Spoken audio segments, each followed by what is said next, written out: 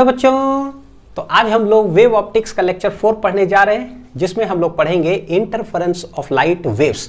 तो जैसा हम लोगों ने क्लास 11th फिजिक्स के अंदर पढ़ा था वेव्स चैप्टर में कि इंटरफेरेंस ऑफ वेव्स यानी दो वेव्स कैसे इंटरफेयर करता है, यहाँ पर बस थोड़ा सा एडिशन है कि भाई दो लाइट वेव्स कैसे इंटरफेयर करता है, यानी कि लाइट का जो है वेव नेचर जो पिछले लेक्चर्स में हम लोगों ने पढ़ा, Huygens wave theory of light और हाइगन्स प्रिंसिपल। तो देखो आज जो टॉपिक हम लोग पढ़ रहे हैं ना, इंटरफेरेंस ऑफ लाइट वेव्स, जितने भी मैथमेटिकल एक्सप्रेशंस, जो भी चीज हम लोग पढ़ेंगे, इन सब का यूज जो है वो अगले लेक्चर के लिए है। और अगला लेक्चर का जो टॉपिक है वो है यंग्स डबल स्लिट एक्सपेरिमेंट। एक एक्सपेरिमेंट है थॉमस यंग जो साइंटिस्ट है उनके द्वारा जो किया गया। तो हमें पता चलना चाहिए कि भाई हम जो कर रहे हैं वो क्यों कर रहे हैं। तो अगले लेक्चर के लिए तो थोड़ा सा एक ओवरव्यू, एक अंडरस्टैंडिंग ले लेंगे कि यंग्स डबल स्लिट एक्सपेरिमेंट क्या है, जिससे कि हर मैथमेटिकल एक्सप्रेशन का ना बैकग्राउंड में दिमाग में हमारा पिक्चर बनते जाना चाहिए। ओहो इसलिए ठीक है, चलो ताकि मजा आए पढ़ने में। नहीं तो पता चलेगा कि सिर्फ मैथमेटिक्स पढ़ रहे हैं, पता नहीं क्या हो रहा है, क्यों हो रहा है, भगवान जाने।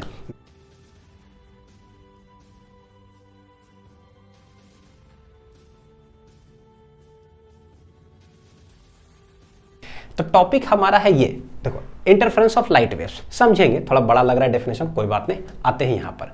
Young's double slit experiment, Thomas Young scientist हैं, उनके द्वारा ये एक्सपेरिमेंट किया गया।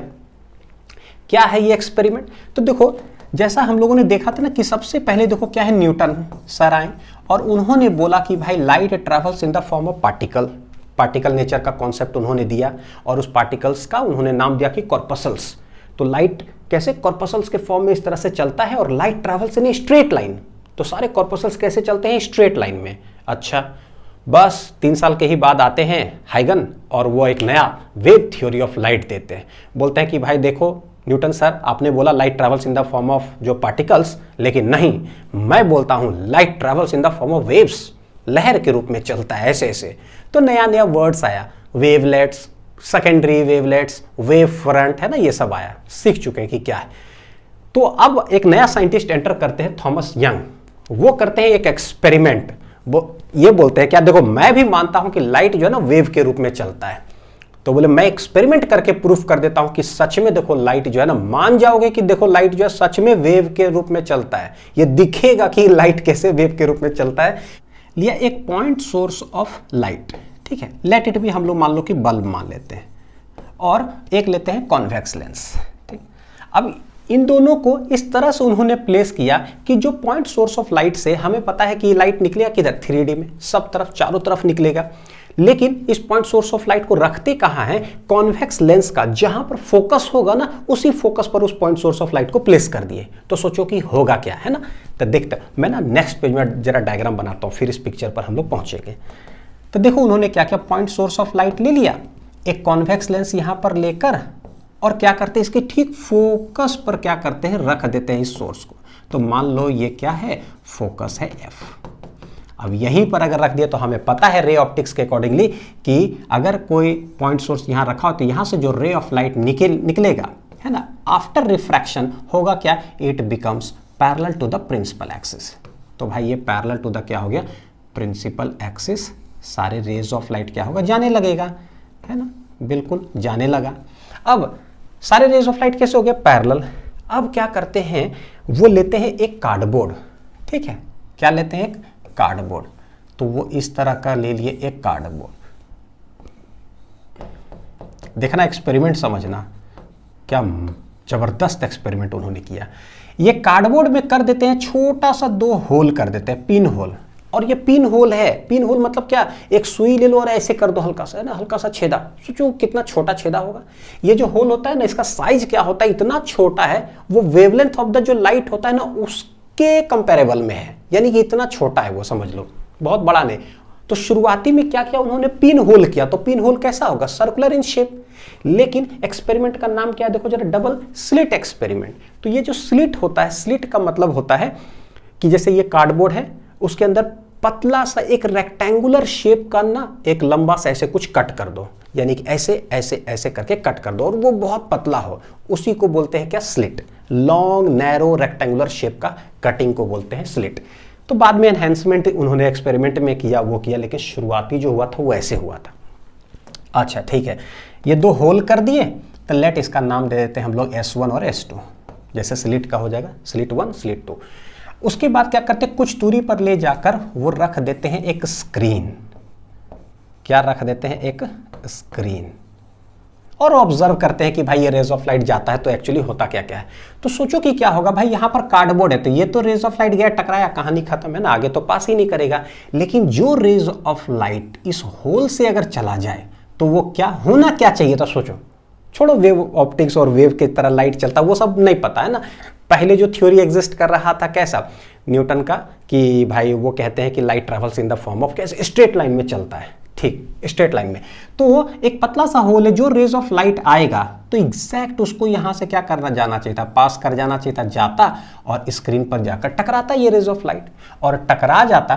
तो हमें पता है कि भाई यहां तो पूरा पहले अंधेरा है, पूरा अंधेरा, डार्क रूम में वो एक्सपेरिमेंट करे, ठीक है, कार्डबोर्ड भी लगाओ तो इधर तो अंधेरा है, लेकिन जहां से रे ऑफ लाइट ऐसे जाकर के टकराएगा तो वहां हो जाना चाहिए ब्राइट, यानी कि ये पॉइंट कैसा कहलाता, ब्राइट पॉइंट कहलाता, ठीक है, होना चाहिए था, है ना बिल्कुल होना चाहिए था। तो ये होना चाहिए था कैसा, ब्राइट होना चाहिए था।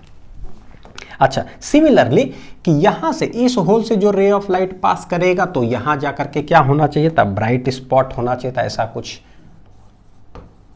अगर ऐसा होता ना सच में तो light travels in straight line का कॉन्सेप्ट हो जाता वैलिड, लेकिन ऐसा हुआ नहीं। एक्सपेरिमेंटली उन्होंने जब ऑब्जर्व किया तो देखा कि अरे यार, ब्राइट जो है ना स्पॉट यहां नहीं, पता है क्या, यहां भी ब्राइट है, देखना जरा, यहां ब्राइट है, फिर यहां भी कुछ दूर ऐसे ब्राइट होता है, फिर यहां भी ऐसा कुछ दूर ब्राइट होता है, फिर यहां भी ऐसा कुछ दूर ब्राइट होता है, फिर यहां भी ब्राइट है, ऐसा ऐसा करके मान लो ऑब्जर्व करते हैं वो, यहां भी ब्राइट है, यहां भी ब्राइट है। तो ये सब जगह क्या हुआ, ब्राइट, देखना जरा एक्सपेरिमेंटली ना ऑब्जर्व क्या हुआ, ब्राइट ब्राइट ब्राइट ब्राइट, ऐसे कर करके यहां यहां,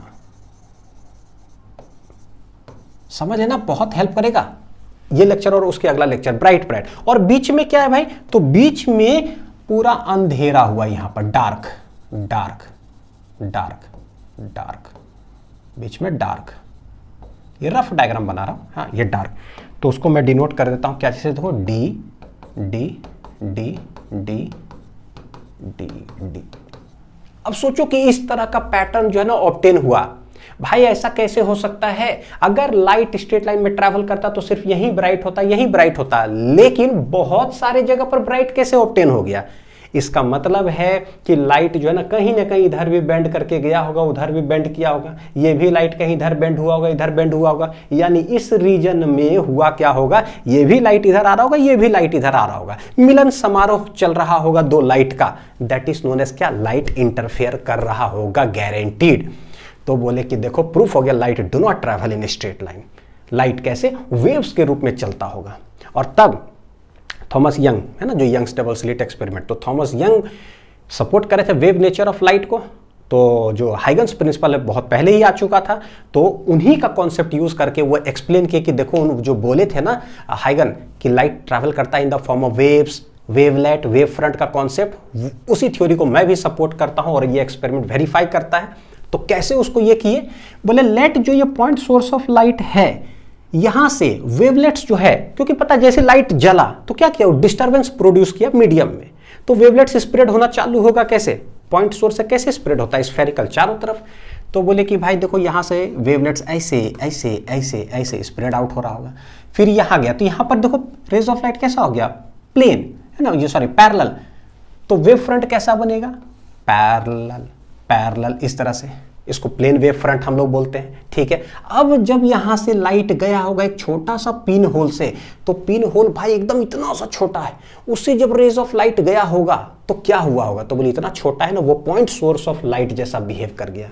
क्या किया गया, पॉइंट सोर्स ऑफ लाइट, क्योंकि अब वहां से रेज ऑफ लाइट निकला है तो लगता है जैसे कि एक बल्ब जला हुआ है, देखो वहां से ना उस छेद से क्या हो रहा है, लाइट आ रहा है, तो पॉइंट सोर्स ऑफ लाइट जैसा हो गया।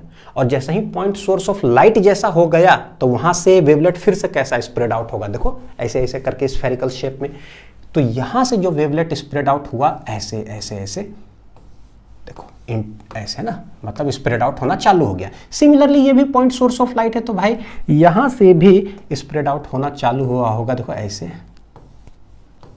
ये देखो जरा, आई होप कुछ दिख रहा है। ये जो एक लाल से उधर से दिख रहा है और ये जो वायलेट से दिख रहा है, देखो ये क्या हो रहा है। तो बोले एक सोर्स ऑफ लाइट से समझो कि एक वेव उधर से आ रहा है और यहां से समझो कि एक वेव आ रहा है, और ये दोनों वेव कर क्या रहा है, इंटरफेयर कर रहा है एक दूसरे से। इसी के वजह से क्या हो रहा है ना, स्क्रीन पर कहीं ब्राइट कहीं डार्क, कहीं ब्राइट कहीं डार्क, लेकिन वो कहीं कहीं नहीं है, बहुत अच्छा पैटर्न बनता है, बहुत अच्छा पैटर्न अल्टरनेट बनता है। यानी एक ब्राइट डार्क, फिर bright dark, bright dark, bright dark. वो हम लोग पूरा डिटेल पढ़ेंगे कि कहाँ पर ब्राइट कहाँ पर डार्क, फिर ब्राइटनेस कितना मतलब लेंथ उसका होता है और डार्कनेस का कितना लेंथ होता है, सब कुछ अगले लेक्चर्स में पढ़ेंगे। लेकिन ये समझ में आ गया, ठीक है। अच्छा, ये जो रीजन आप देख रहे हो जहां पर दो वेव्स इंटरफेयर कर रहा है, इसी को बोलते हैं इंटरफेरेंस रीजन, इंटरफेरेंस रीजन। और हम जानते हैं कि अगर ब्राइट अगर बोल रहे हैं, क्या बोल रहे हैं, ब्राइट, तो ब्राइट का मतलब क्या होता है कि जो लाइट का इंटेंसिटी होता है वो क्या होगा, बहुत ज्यादा। और जहां डार्क है तो क्या बोलोगे, इंटेंसिटी खत्म, कुछ है ही नहीं। तो यहां पर ब्राइट का मतलब है कि इंटेंसिटी ऑफ लाइट, कहीं ना कहीं इंटेंसिटी ऑफ जो लाइट होना चाहिए वो कैसा होना चाहिए भैया, मैक्सिमम होना चाहिए। और डार्क सिग्निफाई करता है कि इंटेंसिटी ऑफ लाइट कैसा होना चाहिए। तो डार्क जो है, डार्क ये हमें ये करता है कि इंटेंसिटी ऑफ लाइट कैसा होना चाहिए, मिनिमम होना चाहिए, बहुत कम, है ना। तो ये है ब्राइट और इतना डार्क का कॉन्सेप्ट, ठीक। अब ये जो alternate bright and dark, bright and dark जो पैटर्न हमारा बना स्क्रीन पर, इसको उन्होंने नाम दिया फ्रिंज। क्या नाम दिया, फ्रिंज। तो जब फ्रिंज बोलेंगे तो it means alternate bright and dark patterns obtained on the screen. तो ब्राइट जो स्पॉट बना उसको बोल दिया ब्राइट फ्रिंज, और जो डार्क जो बना उसको बोल दिया डार्क फ्रिंज, ठीक है। तो एक वर्ड है, क्योंकि ना न्यूमेरिकल में आएगा इसी लेक्चर में कि फ्रिंज, तो समझ में आना चाहिए। अच्छा भाई कहाँ फ्रिंज है भाई, तो फ्रिंज ये वर्ड जो है ना एक लिख लो कि alternate, alternate bright, alternate bright and dark patterns, dark patterns obtained on the screen, obtained on the screen are called fringes, fringes, ठीक। तो एक ब्राइट फ्रिंज डार्क फ्रिंज कहलाएगा, ठीक। अभी एक चीज समझ में आया, एक और कॉन्सेप्ट इस पे ऐड ऑन करता हूं कि ठीक है ये दोनों लाइट यहां पर इंटरफेयर कर रहा है, एक अलग पॉइंट सोर्स जैसा ये ट्रीट होता है। यानी कि समझ लो कि भाई यहां पर एक्चुअली आ क्या रहा होगा, तो हम कह सकते हैं कि समझ लो इधर से जो है क्या आ रहा होगा, बोलेंगे वेव वन, एक अलग वेव आ रहा है, देख लो। फिर यहां भी बोलेंगे दूसरा पॉइंट सोर्स ऑफ लाइट जैसा ये बिहेव कर रहा है, तो यहां से क्या आ रहा होगा, वेव टू। एक वेव वन वेव टू यही दोनों कर रहा है, यहां पर इंटरफेयर कर रहा है, और उसके बाद कुछ कुछ होता है यहां पर हो रहा है ठीक है। तो देखो हम जानते हैं कि अगर एक सोर्स ऑफ लाइट अगर हो तो उसका फ्रीक्वेंसी क्या होगा, सेम एक ही होगा। लेकिन अगर two different sources of light हो तो दोनों का फ्रीक्वेंसी क्या होगा, अलग अलग। क्योंकि सिंपल सा फंडा है, देखो अगर एक बल्ब यहां पर है ना, तो यहां से जो वेव जा रहा है लेट इसका फ्रीक्वेंसी एफ है। अगर दूसरा सोर्स ऑफ लाइट हो, अलग बल्ब हो हमने जो जलाया, तो यहां से जो जाएगा ना इसका फ्रीक्वेंसी अलग होगा। यानी अगर इसका F1 है ना तो इसका होगा F2। तो फ्रीक्वेंसी एक ऐसा चीज है कि इट डिपेंड्स ऑन द कहां, तो it depends upon the source of light या साउंड, जो बोलो कि कहीं से अगर साउंड भी प्रोड्यूस अगर हो रहा है, मान लो मैं यहां से बोल रहा हूं ना तो मेरा एक अलग फ्रीक्वेंसी है, आप बोल रहे हो ना तो आपका एक अलग फ्रीक्वेंसी होगा, ठीक है, इस तरह से। अच्छा, ये एक्सपेरिमेंट अगर देखोगे तो मैं एक सवाल पूछूंगा, आप कमेंट करके बताना कि इस एक्सपेरिमेंट के अंदर ये एक देखो अलग सोर्स के तरह बिहेव कर रहा है ना, सोर्स ऑफ लाइट जिसे रेड रेड ऐसे करके वेवलेट्स मैंने बनाया, ये एक अलग पॉइंट सोर्स ऑफ लाइट जैसा बिहेव कर रहा है, वायलेट ऐसे ऐसे वेवलेट्स मैंने बनाया। बताओ कि इन दोनों का फ्रीक्वेंसी यहां पर सेम है कि अलग अलग है सोचो सेम है कि अलग अलग है। तो बोलेंगे देखो भाई यहां से जो रे ऑफ लाइट आ रहा है, सोर्स ढूंढो, सोर्स आ कहां से रहा है, तो बोले यहां जो आ रहा है इस सोर्स से आ रहा है, ठीक है।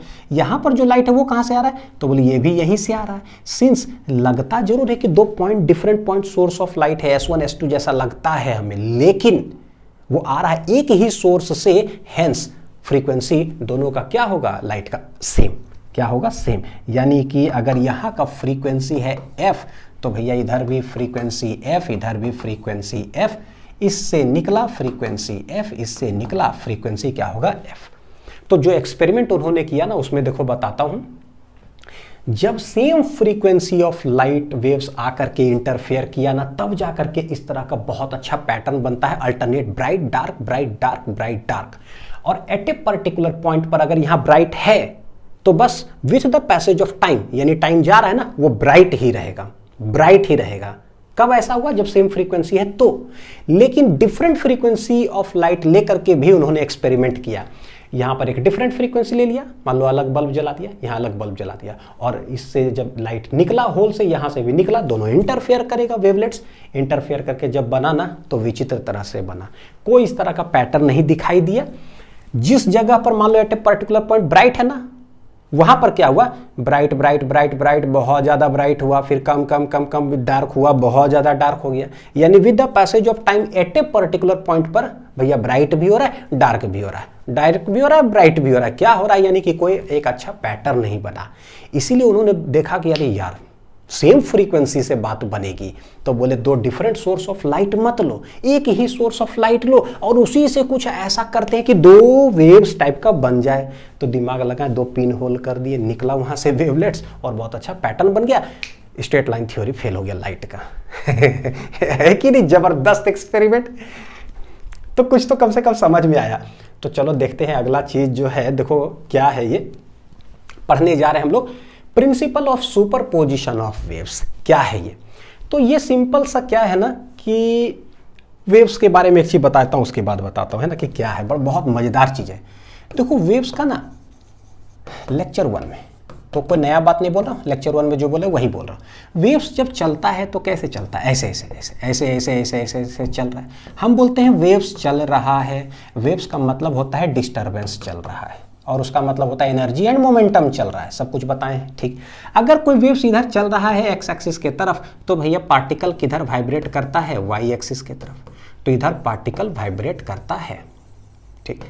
एक वेव अगर इधर चलता है, एक वेव यानी एक डिस्टरबेंस, तो जिस मीडियम से वेव चल रहा है उस मीडियम के अंदर पार्टिकल्स क्या है, बहुत सारे, करोड़ों पार्टिकल्स।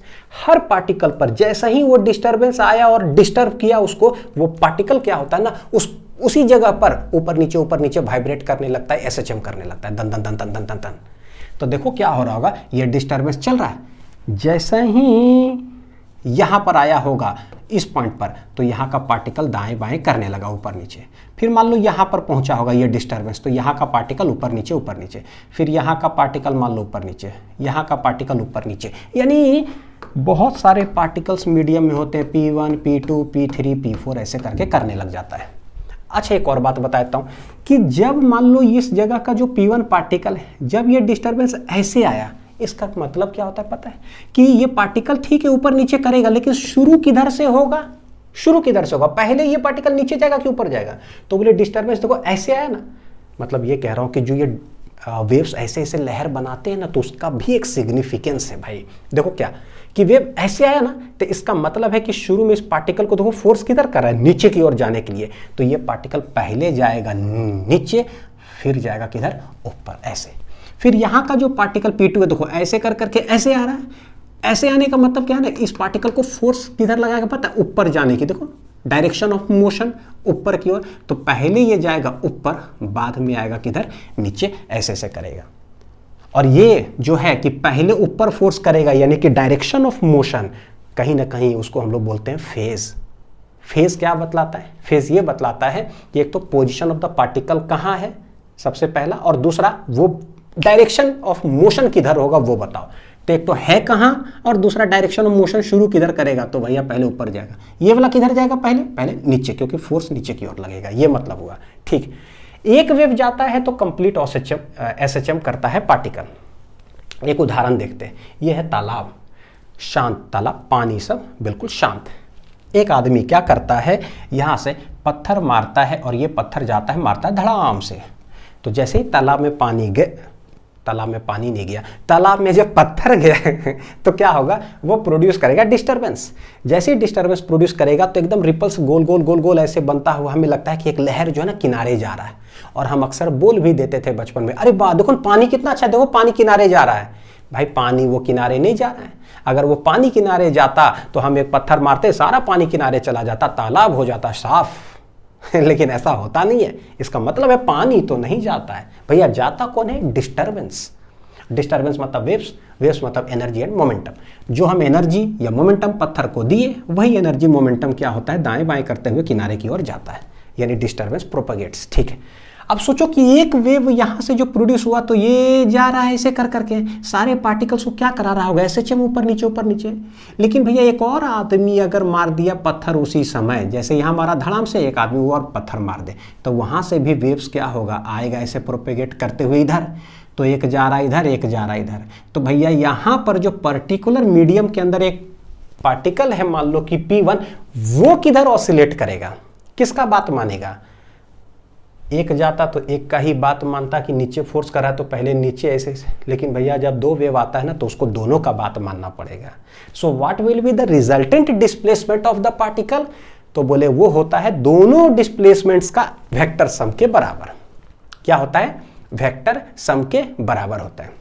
जैसे मान लो मैं खड़ा हूं, एक आदमी आए उधर से मारे, डिस्टर्ब कर, मेरे को धक्का 5 न्यूटन से, तो मैं इधर फेंका गया, इसी का बात सुन लूंगा। लेकिन उसी इंस्टेंट पर उधर से एक आदमी आए मारे 3 न्यूटन से, इधर धक्का।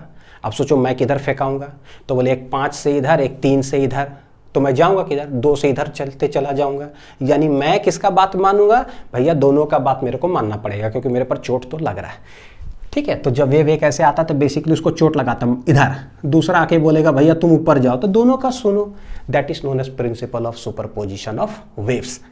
एक बना लो इसको, जो बात बोलता हूं ना वो बात का कीमत है भाई। अगर उसको अच्छे से अगर समझ पा रहे हो ना कि मैं बोल क्या रहा हूं, तो बस ठीक है, पता चलना चाहिए वेव जब आता है तो होता क्या है। मान लो ये एक मीडियम है, इस मीडियम के अंदर ना एक पार्टिकल P1 सिचुएटेड है। यहां से क्या होता है, एक वेव आता है ऐसे ऐसे ऐसे आ करके, इसको देखो धक्का मारा कैसे, नीचे की ओर मोशन है ना ऐसे, तो ये नीचे की ओर धक्का दे रहा है। मान लो कि इसका एम्पलीट्यूड है, लेट इट बी 3 सेंटीमीटर।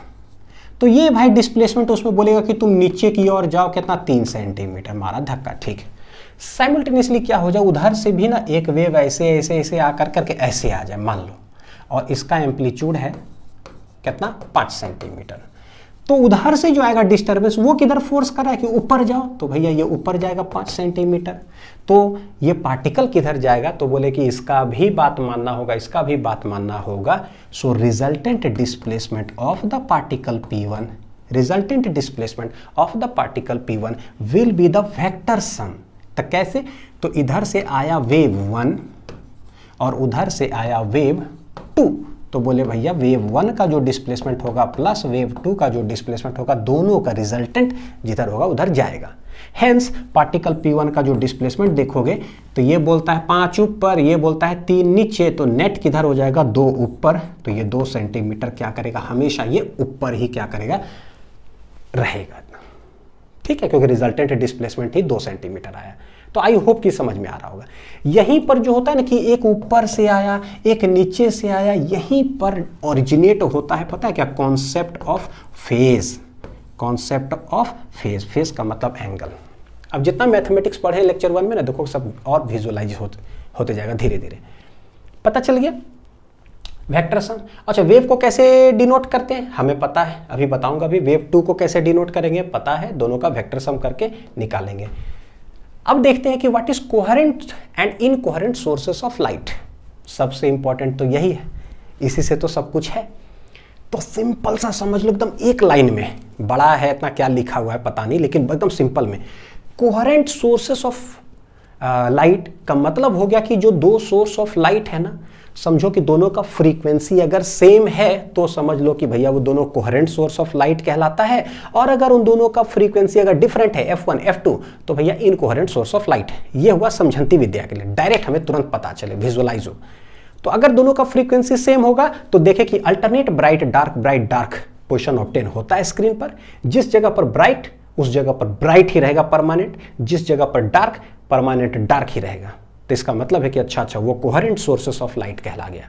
लेकिन इनकोहेरेंट सोर्सेस का मतलब अलग अलग फ्रीक्वेंसी, तो एक का F1 एक का F2, तो वो दोनों जब जाके मिल करके जब स्क्रीन पे बनता है तो एट ए पर्टिकुलर पॉइंट भैया मिनिमा भी हो सकता है, मैक्सिमा भी हो सकता है, यानी ब्राइट भी हो सकता है, डार्क भी हो सकता है with the passage of time. ये मीनिंग हो गया, ये दिख गया ये दोनों का। अब आते हैं जरा सा सटीक डेफिनेशन वाइज चलते कि क्या कहता है what is coherent source of light.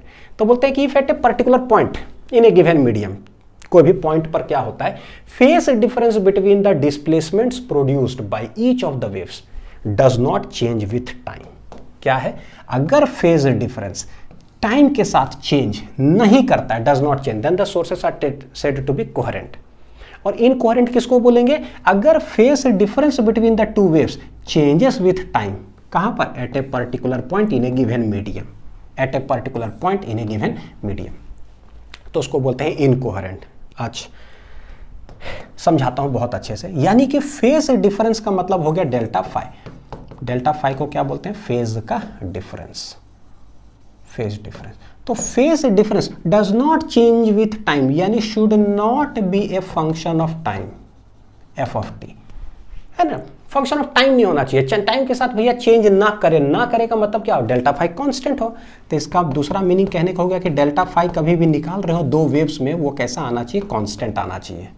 Constant अगर हो तो बोलो कि कोहेरेंट सोर्सेस है, लेकिन अगर phase difference changes with time, that is delta phi हम निकाले और वो टाइम के साथ चेंज करे, मतलब क्या, फंक्शन ऑफ टाइम हो, यानी कि कहने का मतलब डेल्टा फाई कांस्टेंट ना हो, क्या हो, वेरिएबल हो, चेंज हो टाइम के साथ भैया, तो इनकोहेरेंट सोर्सेस कहलाएगा।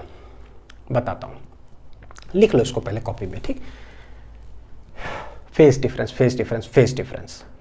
If at a particular point in a given medium phase difference between the two waves. अभी हम देखें कि एक सोर्स ऑफ लाइट से एक वेव आता है, एक सोर्स ऑफ लाइट से दूसरा वेव आता है, वो दोनों वेव आए इस तरह से आए सच दैट दोनों के बीच में फेज का जो डिफरेंस हो किसी भी पॉइंट पर क्या हो, या तो कांस्टेंट हो या तो वेरिएबल हो, ठीक। क्या इसका मतलब होगा भाई, तो समझो कोहेरेंट सोर्सेस का मीनिंग, कोहेरेंट सोर्सेस का मीनिंग। लेट, जैसे स्क्रीन है ना, यहां पर देखो जरा, स्क्रीन है, स्क्रीन पर किसी पॉइंट पे जैसे हम लोग बोलते हैं ना कि ब्राइट बन रहा है, किसी पॉइंट पे डार्क बन रहा है, ब्राइट या डार्क कुछ भी बन सकता है, एट एनी पॉइंट P मान लेते हैं यहाँ पर, ब्राइट या डार्क। तो बोले एक सोर्स ऑफ लाइट यहाँ S1 है, एक सोर्स ऑफ लाइट यहाँ S2 है, यहाँ से भी वेवलेट्स ऐसे चल कर करके यहाँ तक पहुँचा होगा, यहाँ से भी चल करके यहाँ तक पहुँचा होगा, दोनों इंटरफेयर किया होगा। क्या हुआ होगा यहाँ पर, इंटरफेयर।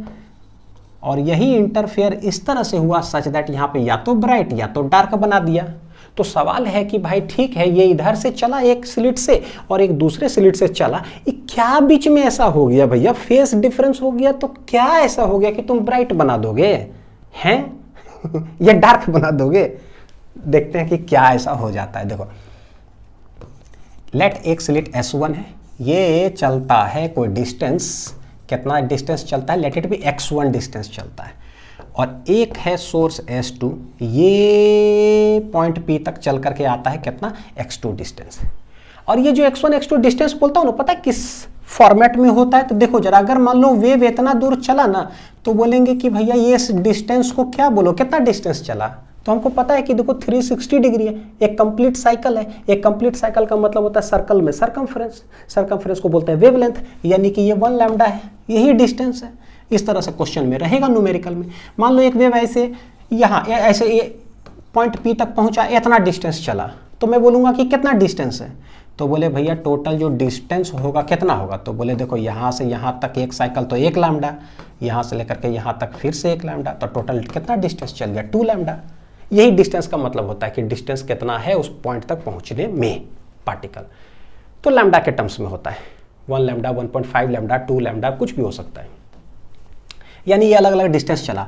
अब कोहेरेंट सोर्सेस का मतलब है कि फ्रीक्वेंसी सेम हो, यानी FF सेम हो, डायरेक्ट मीनिंग बता दिए। लेकिन हम मान लेते हैं कि लेट इसका फ्रीक्वेंसी F1 है और इसका फ्रीक्वेंसी कितना है, F2 है, सोर्स का अलग अलग डिफरेंट फ्रीक्वेंसी है, तब क्या होगा, तो F1 बोलो या फिर ω1 बोल दो, F2 बोलो या ω2 बोल दो। तो सोचो कि ये वेव हो गया 1 और ये हो गया वेव नंबर 2, ठीक। वेव 1 को लिखोगे कैसे मैथमेटिकली, तो मैथमेटिकली कोई वेव आगे की ओर जा रहा है, देखो एक्स एक्सिस तरफ जा रहा है, ये भी एक्स एक्सिस है, ऐसे ऐसे ना, तो कैसे लिखेंगे, तो y1 लिखना पड़ेगा। लेट इसका एम्पलीट्यूड है कोई a1 साइन कैसे लिखते हैं हम लोग, kx माइनस ओमेगा टी लिखते हैं वेव को। पता है कि कोई भी वेव आगे की ओर जाता है तो कैसे लिखते हैं, या तो ओमेगा टी माइनस के एक्स या तो के एक्स माइनस ओमेगा टी। सब कुछ बहुत अच्छे से बता चुके हैं। ओमेगा 2π/T कैपिटल टी होता है, ये के 2π/λ होता है, इसका हिंदी मीनिंग सब समझाएं। ये चलने वाला कांस्टेंट है। जब के क्या है, जब वेव आगे की ओर चलता है ना, तो हर एक मीटर जब चलता है तो कितना एंगल कवर करता है, हर एक मीटर चलता है कितना एंगल कवर करता है, यह के चलने वाला कांस्टेंट। ओमेगा क्या है, जब वेव आगे चलता है ना तो हर एक सेकंड में कितना एंगल कवर करता है, हर एक सेकंड में कितना एंगल कवर करता है। तो भैया ये टाइम के रेस्पेक्ट में चलने वाला कांस्टेंट है। एंगुलर फ्रीक्वेंसी, ये वाला एंगुलर वेव नंबर या प्रोपगेशन कांस्टेंट। ठीक, अब देखो क्या पहला वेव कितना डिस्टेंस चला, x1, तो बोल दिए x1 चला। इसका फ्रीक्वेंसी कितना है, ओमेगा 1, तो ओमेगा 1 बोल दिए। लेट दोनों का वेवलेंथ मान लेते हैं क्या सेम है, लेट इट बी। तो के 2π/λ 2π/λ है। अच्छा, वेव 2 को अगर बोलेंगे तो कैसे लिखोगे, तो y2 हो जाएगा a2, अलग एम्पलीट्यूड है, ये kx2 माइनस क्या हो जाएगा ओमेगा 2 इंटू टी।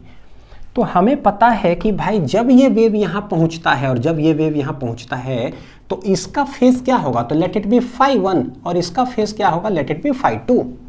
ठीक है, क्या है फेज, इसका φ1 है और इसका क्या है φ2। तो फेज कौन कहलाता है, ये वाला चीज कहलाता है फेज, तो दिस इज φ1। ये वाला कहलाता है फेज, दिस इज क्या है φ2। तो फेज डिफरेंस हम लोग निकालते हैं, फेज डिफरेंस थोड़ा सा मैथमेटिकल भी देख लेते हैं, फिर और विजुअलाइज और अच्छे से इसको करवाता हूं कि क्या है। फेज डिफरेंस का मतलब क्या होता है, डेल्टा फाई है ना। तो डेल्टा फाई जो होगा वो क्या हो जाएगा, तो बोलेंगे φ2 माइनस φ1 है ना। डेल्टा फाई φ2 माइनस φ1 निकाल लो कि भाई कितना एंगल में डिफरेंस है, निकाल लेते हैं। तो ये kx2 minus omega 2t minus ये है kx1 माइनस ओमेगा 1t। ठीक है, तो यहां से क्या आएगा, तो kx2 माइनस kx1, तो k यहां से कॉमन ले लो तो ये हो जाएगा, देखो x2 माइनस x1 हो गया, और ये minus omega T minus minus plus omega 1t, यानी कि plus omega 1 minus omega 2 into T हो जाएगा। ऐसा देख लो, माइनस ओमेगा 2t और ये हो जाएगा प्लस ओमेगा 1t। तो भाई माइनस है प्लस है, तो अगर प्लस लिख रहे हैं तो ओमेगा 1 माइनस ओमेगा 2t हो गया। ये आया है फेज का डिफरेंस। क्या है ये भाई, और क्या ये सिर्फ मैथमेटिक्स से किया, कुछ दिखता भी है, दिखता है, दिखाऊंगा अभी। ये जो डेल्टा फाई आया ना, के देखो क्या 2π/λ है कांस्टेंट, वेवलेंथ कांस्टेंट है इतना। ठीक है, x2 माइनस x1 ये कांस्टेंट है या वेरिएबल है, तो बोले एक वेव यहां से लेकर के यहां तक, मान लो लेट एग्जांपल बोल रहा हूं कि लैम्डा चला, यहां से यहां दिख रहा है कि ये ज्यादा डिस्टेंस चलेगा यहां से यहां पहुंचने, मान लो कि ये 3 लैम्डा चला है, तो लेट ये 3 लैम्डा, लेट ये लैम्डा, तो बोले x2 माइनस x1 क्या हो जाएगा, 3 माइनस 1 कितना हो जाएगा 2 लैम्डा। तो it is a constant quantity, यानी कि अगर मैं यहाँ पर रफ वर्क करके बताऊं तो देखो जरा, लेट x1 चला है 1 लैम्डा, x2 चला है थोड़ा ज़्यादा बोल लेते हैं 3 लैम्डा चला है, तो भाई x2 माइनस x1 करेंगे तो ये हो जाएगा 3 लैम्डा माइनस लैम्डा 2 लैम्डा। और 2 लैम्डा कैसा क्वांटिटी है भैया, कांस्टेंट है, ये वेरिएबल तो हो नहीं सकता है टाइम के साथ, 2 लैम्डा। ठीक है, तो k x2 माइनस x1 ये पूरे कैसा चीज हो गया, कांस्टेंट हो गया, ये टाइम के साथ ये चेंज नहीं होगा। यानी हमें ये पता चल रहा है कि जब हम फेज डिफरेंस निकाले ना, ये टर्म कैसा हो गया, कांस्टेंट हो गया। ठीक, लेकिन ये कैसा है, बोले यार ये तो ऐसा चीज है ना, omega 1 minus omega 2t time के साथ क्या हो रहा है, चेंज हो रहा है, यानी ये वाला जो टर्म है वो वेरिएबल है, टाइम के साथ क्या हो रहा है, इतना हो रहा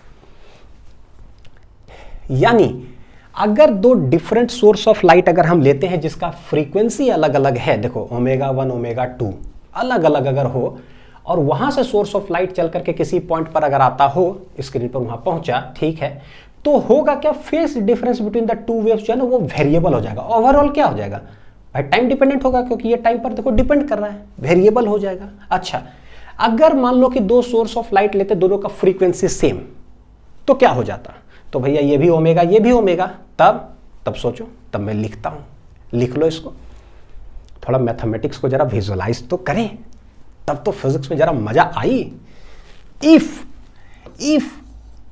कोहेरेंट सोर्स है, मतलब चलो है ना, ओमेगा 1 इक्वल टू ओमेगा 2 दोनों ले लिए सेम, तो सेम फ्रीक्वेंसी को हम लोग बोलते ही है क्या है कि भैया कोहेरेंट सोर्सेस है। कैसा है?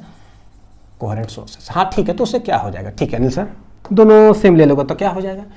तो बोले भैया ये S1 है ना, इसका भी ओमेगा है, ये S2 है, इसका भी ओमेगा है, ये चल करके यहाँ तक आया, ये चल करके यहाँ तक आया, this is X2, this is X1, अलग अलग डिस्टेंस तो अलग अलग होगा ही भाई, ये समझ में आता है।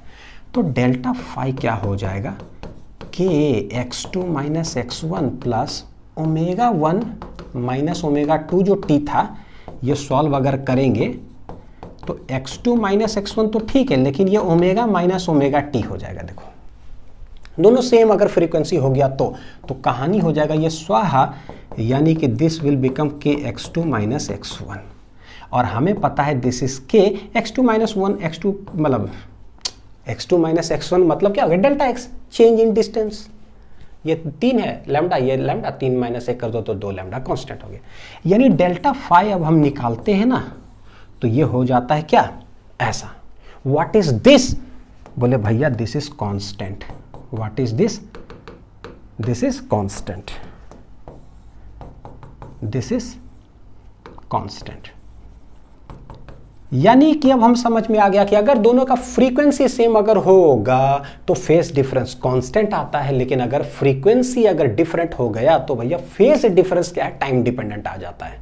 ठीक है, टाइम डिपेंडेंट आ जाता है। लिख लो।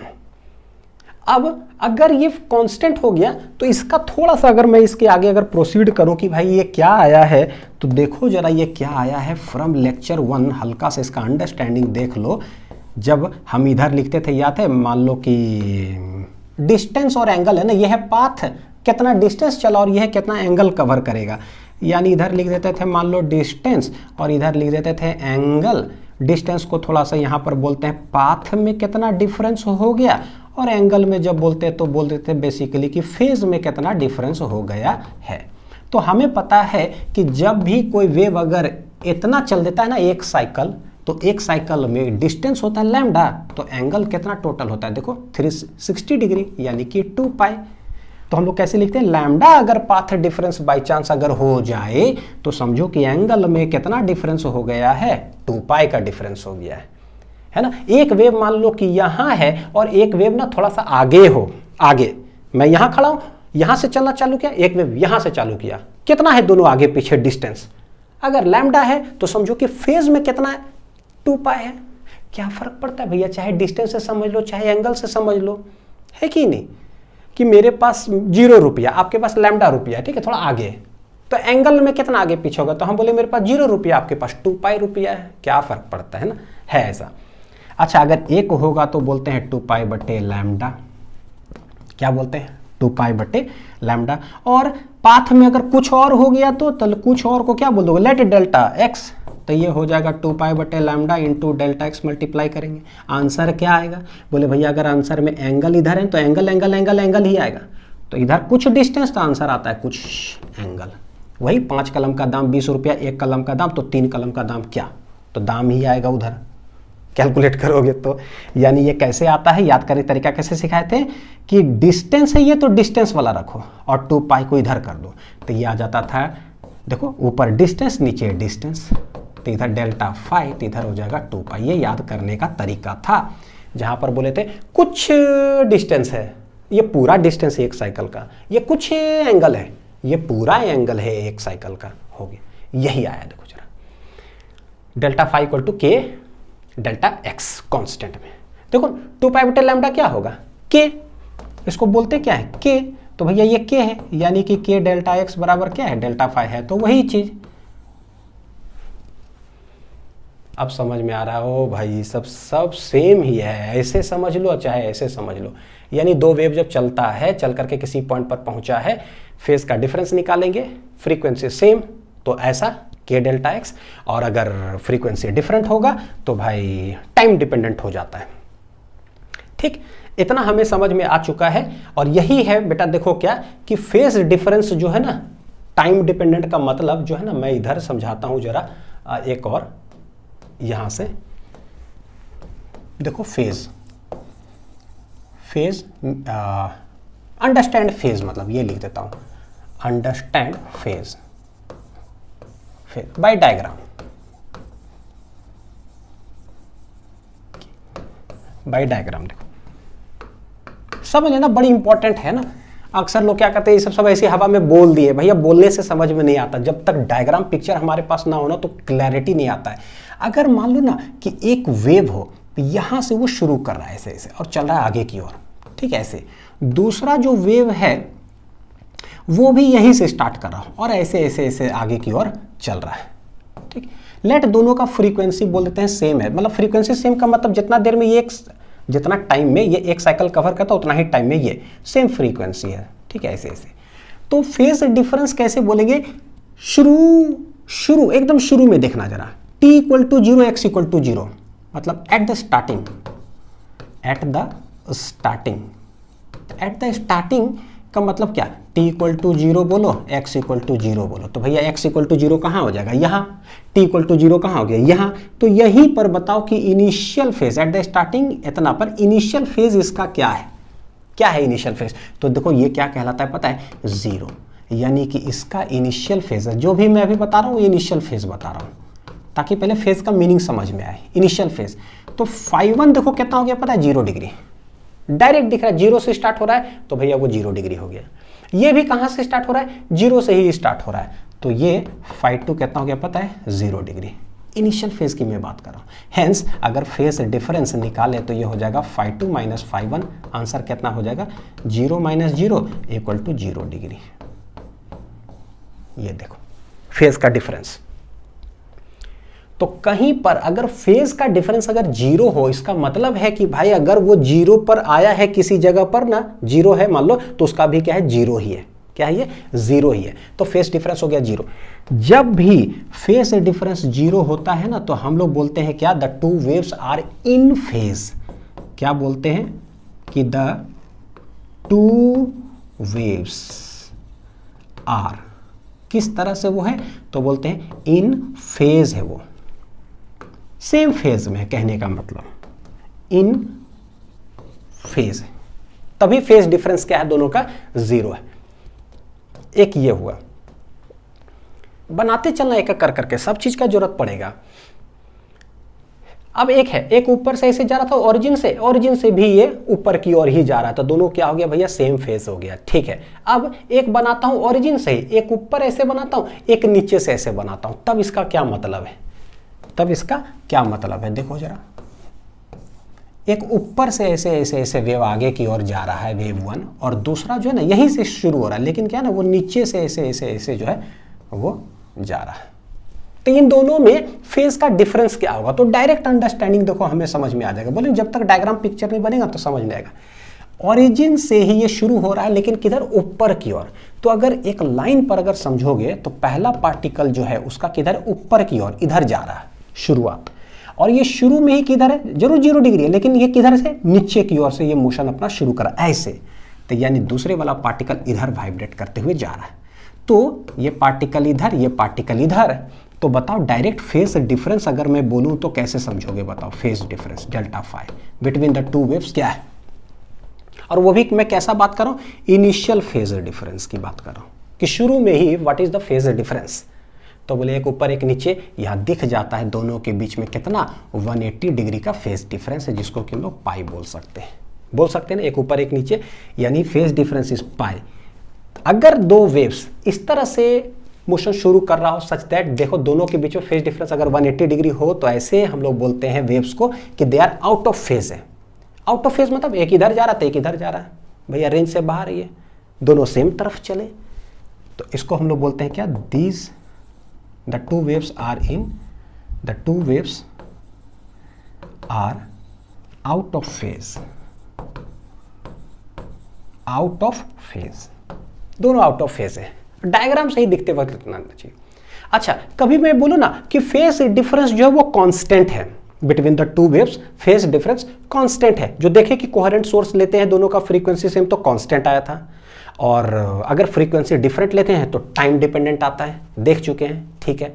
तो बोलते हैं कांस्टेंट फेज डिफरेंस का मतलब क्या हुआ, कांस्टेंट फेज डिफरेंस का मतलब यह हुआ कि अगर शुरू में दोनों वेव्स एंगल में आगे पीछे है कितना डिग्री, 180 डिग्री पता चल गया शुरू में, और फिर आगे जाते जा रहा है, आगे जाते जा रहा है, तो हमेशा दोनों आगे पीछे रहना चाहिए 180 डिग्री से ही, हमेशा किसी भी इंस्टेंट पर, किसी भी पोजीशन पर कितना है दोनों आगे पीछे, 180 डिग्री। फिर किसी भी इंस्टेंट पर, किसी भी पोजीशन पर कितना आगे पीछे, 180 डिग्री। इसका मतलब हो गया कि फेज डिफरेंस क्या है, कांस्टेंट है ना। लेकिन वेरिएबल विथ टाइम का मतलब, तो बोलेंगे भाई शुरू में क्या है पता है, ये इधर से मोशन स्टार्ट करते हैं, 180 डिग्री आगे पीछे था, उसके बाद क्या 90 डिग्री आगे पीछे हो जाता है, उसके बाद 0 डिग्री हो जाता है, उसके बाद 89, 41, 64 कुछ भी होते रहता है, तो उसका फिर कोई मतलब नहीं बना इनकोहेरेंट सोर्स ऑफ लाइट हो गया। ठीक, कि फेज डिफरेंस जो है ना, हर पोजीशन पर देखोगे ना तो भैया कोई आगे पीछे अलग अलग होते जाता है। ठीक है, अब छोटा छोटा सवाल ऐसे देता हूं, देखो मान लो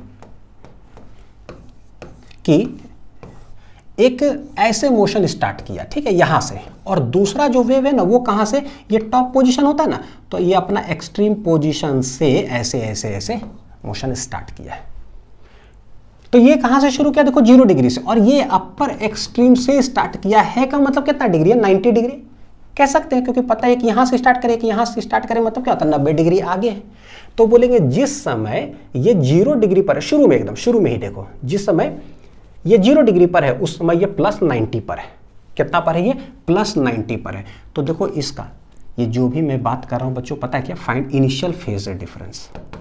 क्या है, इनिशियली फेज में क्या डिफरेंस है, ये हमें डायग्राम से ही क्या होता है ना पता चल जाता है। तो ये कितना हो गया, तो φ1 बोल देंगे भैया 0 डिग्री, देख करके ही बता दो, और φ2 बोलोगे कितना है, तो शुरू में ही कितना है, +90 डिग्री है, ये देखो ऊपर से शुरू हो रहा है, तो फेज का डिफरेंस कितना हो जाएगा, बोलेंगे φ2 माइनस φ1, 90 डिग्री माइनस 0, तो ये कितना हो जाएगा, 90 डिग्री, यानी कि दोनों आगे पीछे है 90 डिग्री से। तो हमेशा दोनों क्या होगा, 90 डिग्री आगे पीछे ही रहेगा।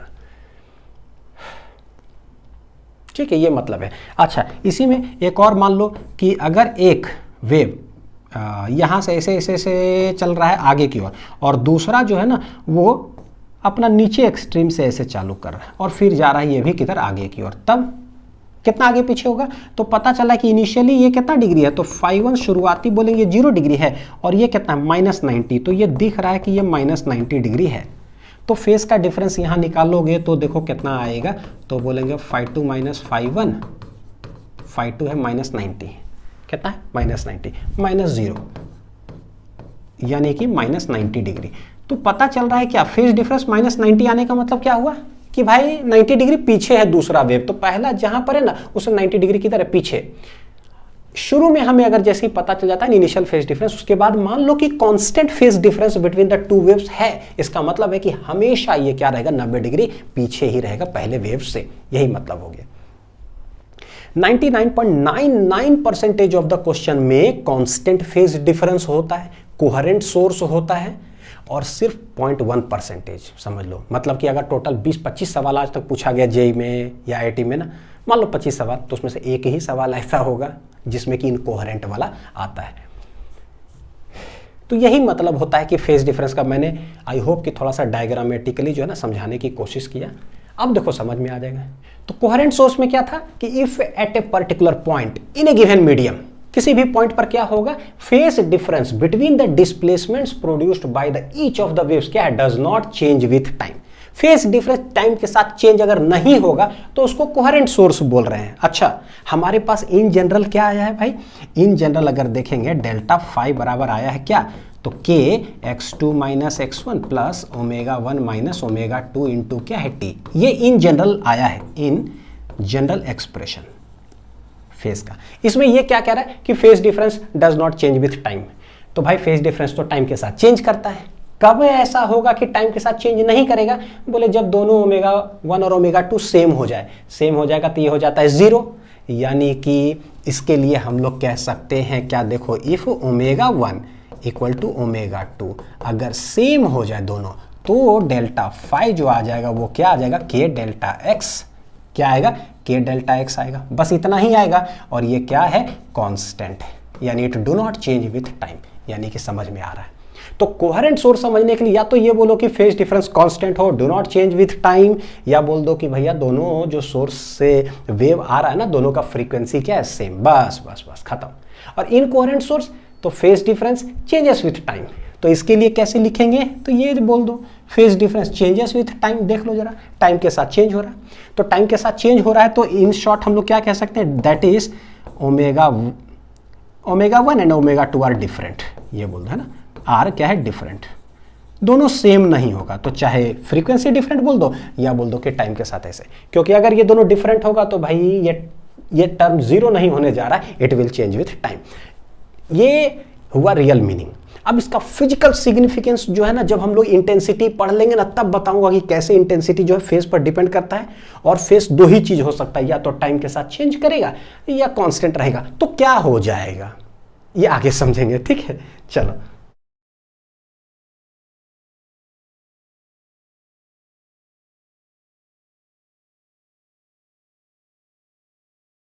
अब आते हैं जरा, देखो सब कुछ समझ में आएगा। What is interference of light waves. तो बोले एक सोर्स ऑफ लाइट यहाँ है S1, एक सोर्स ऑफ लाइट यहाँ पर S2, यहाँ से लाइट वेव जाएगा, यहाँ से लाइट वेव जाएगा। फ्रीक्वेंसी लेट इट भी क्या ले लेते हैं, सेम। तो इंटरफेरेंस ऑफ लाइट के लिए क्या क्या पैरामीटर्स होना चाहिए वो समझो जरा। When two light waves of same frequency हो, इसका मतलब इसका फ्रीक्वेंसी f तो इसका भी क्या हो, f, same frequency, having zero, देखो कितना फेज डिफरेंस होना चाहिए, जीरो हो या फिर कांस्टेंट फेज डिफरेंस हो, यानी कि S1 S2 फ्रीक्वेंसी हो दोनों का सेम, डेल्टा फाई जो हो वो 0 डिग्री हो, और डेल्टा फाई कैसा होना चाहिए, कांस्टेंट हो दोनों के बीच में थ्रू आउट। कांस्टेंट कैसा, थ्रू आउट, थ्रू आउट, यानी अगर 90 डिग्री आगे पीछे है तो 90 डिग्री आगे पीछे रहेगा। और जब कांस्टेंट फेज डिफरेंस होता है तो डेल्टा फाई इक्वल टू क्या होता है, के डेल्टा एक्स। हम लोग देखे हैं ना कि फॉर्मूला कैसे आता है, देख चुके हैं। अच्छा, जीरो फेज डिफरेंस का मतलब कैसा होता है कि दोनों कैसा होना चाहिए, इन फेज होना चाहिए। अगर एक जीरो से शुरू हो रहा है तो जीरो से दूसरा भी शुरू हो, अगर एक प्लस 90 से शुरू हो रहा है तो दूसरा वाला भी प्लस 90 से ही शुरू हो, एक माइनस 90 से तो दूसरा भी माइनस 90 से। तो हम लोग बोलते हैं सेम फेज में दोनों क्या है, जा रहा है, साथ साथ जिंदगी में साथ साथ चल रहे हैं, जो होगा देखा जाएगा। चलो तो दैट इज इन फेज। हाँ, तो जब भी दो लाइट वेव सेम फ्रीक्वेंसी का हो, जीरो या कांस्टेंट फेज डिफरेंस हो, travelling in the same direction, ये भी इधर जा रहा हो, ये भी इधर जा रहा हो, और सुपरपोज ईच अदर, ये भी वेव जाए, ये भी वेव जाए, दोनों अगर सुपर इंपोज अगर हो गया, तब क्या होगा, the intensity in the region of superposition gets redistributed. यहां पर इंटेंसिटी क्या होता है, इस जगह में रीडिस्ट्रीब्यूट हो जाता है, इस तरीके से हो गया, सच दैट, देखो क्या है, becoming maximum at some points and minimum at others, यानी कुछ पॉइंट्स पर मैक्सिमम होता है, कुछ पॉइंट्स पर मिनिमम होता है। इसी फिनोमिना को हम लोग बोलते हैं कि भैया लाइट जो है ना इंटरफेयर कर रहा है, that is interference of light waves takes place. I hope कि समझ में आया बहुत अच्छे से। क्या है इंटरफेरेंस ऑफ लाइट वेव्स, जब दो सोर्स ऑफ लाइट लेंगे, दोनों का सेम फ्रीक्वेंसी होना चाहिए, और दोनों आगे पीछे एंगल में जो हो कैसा होना चाहिए, कांस्टेंट रहे, है ना। ऐसा नहीं कि एक बार 90 डिग्री आगे हो गया, एक बार 89 हो गया, एक बार 1 हो गया, एक बार 5 हो गया, नहीं, फिर गड़बड़ होगा, फिर ऐसा पैटर्न नहीं बनेगा। हाँ, दोनों इन फेज हो, यानी कि जीरो फेज डिफरेंस या कांस्टेंट फेज डिफरेंस हो। भैया अगर तुम 90 आगे हो ना शुरू में, तो हमेशा 90 ही आगे रहो, कोई बात नहीं, तो भी ऐसा ही ऑब्टेन होता है, ठीक।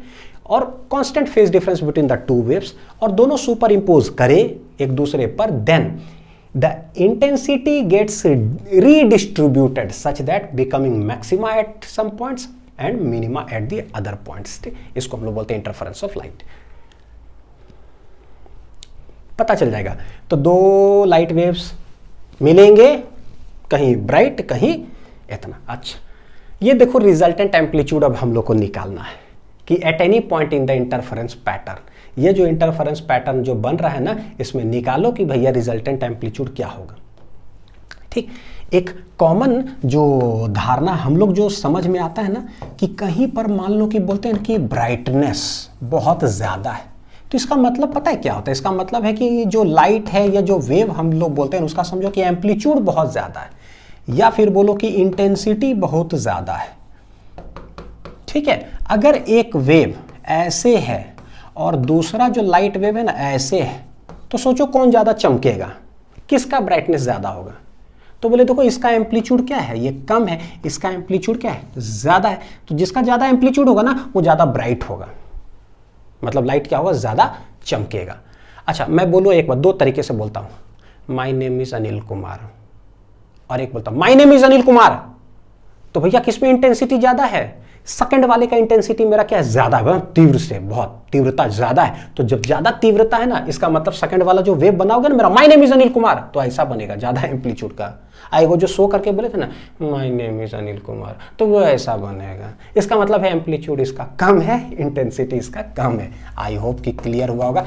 कम है ज़्यादा है, इंटेंसिटी कम है, इंटेंसिटी ज़्यादा है, ब्राइटनेस कम है इसका लाइट का, इसका ब्राइटनेस ज़्यादा है। ठीक है, आ जाओ, कहाँ आ जाए भाई, बहुत मजा आ रहा है पढ़ाने में, एकदम बता नहीं सकता हूं। देखो जरा, रिजल्टेंट एम्पलीट्यूड निकालना है eight any point in the interference pattern.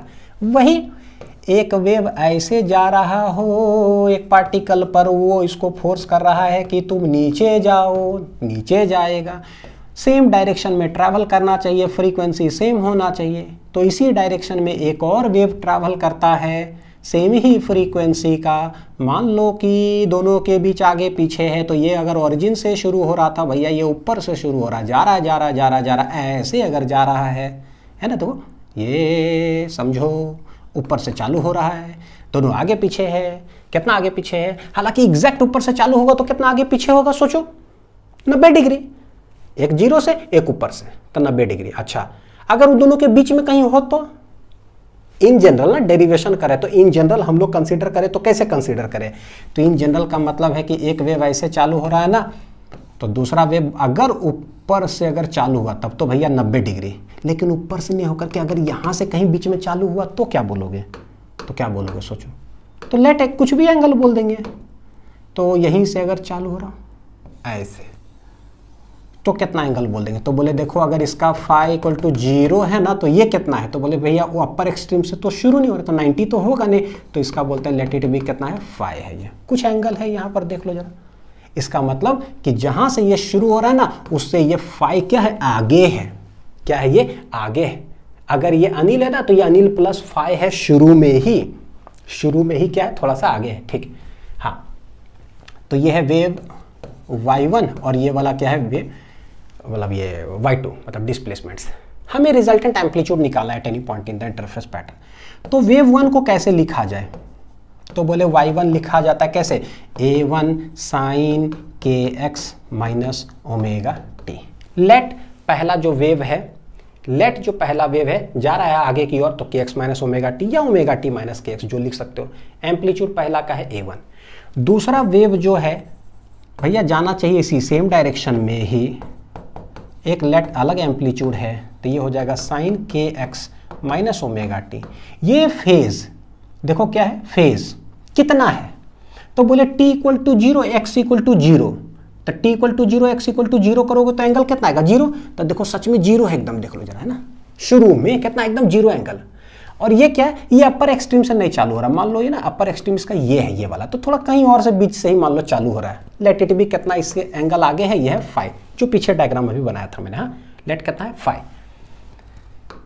अब देखो कुछ लोग होंगे जो देखेंगे डायग्राम तो बोलेंगे सर ये रियल डायग्राम तो है नहीं। अब रियल डायग्राम जो पीछे पे जो मैंने बनाया था वो है कि किसी और जगह चालू होगा तो कैसे बनाओगे, तो ऊपर ऐसे ना बनेगा, ऐसे ऐसे कर करके मान लो ये यहाँ पहुँचा है, तो ये वाला वेव किधर फोर्स कर रहा है कि भैया तुम ऊपर जाओ, देखो नीचे से ऐसे आएगा। तो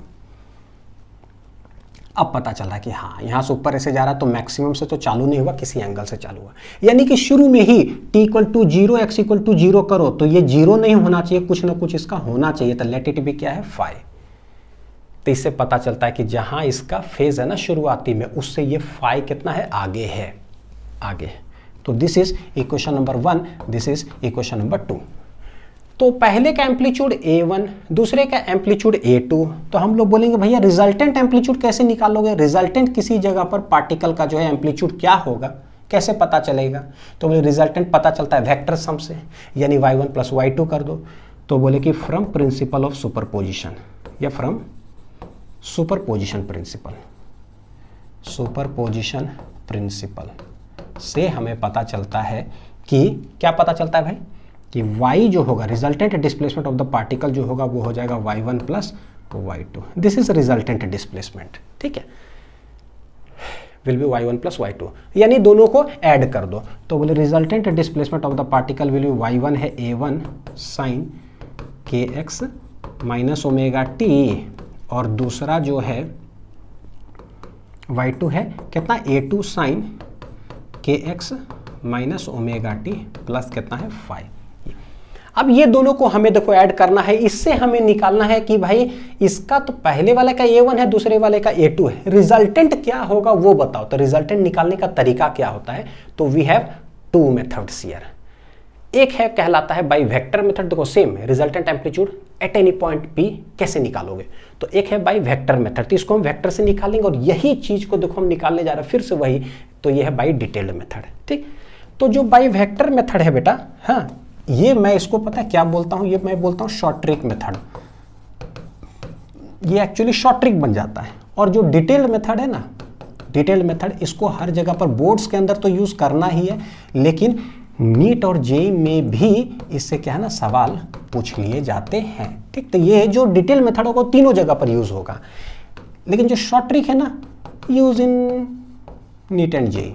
अगर नीट जेईई की प्रिपरेशन कर रहे हो या कोई कंपटीशन की बेसिकली प्रिपरेशन करो तो वहां यूज कर लो, बोर्ड्स में ऐसे नहीं सॉल्व कर सकते, बोर्ड्स में नंबर काट लेंगे टीचर।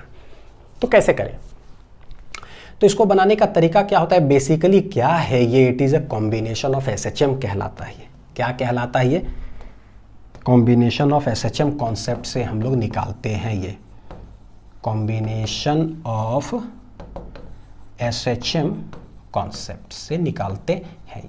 तो मैं अब डायरेक्ट समझाता हूं, ठीक है।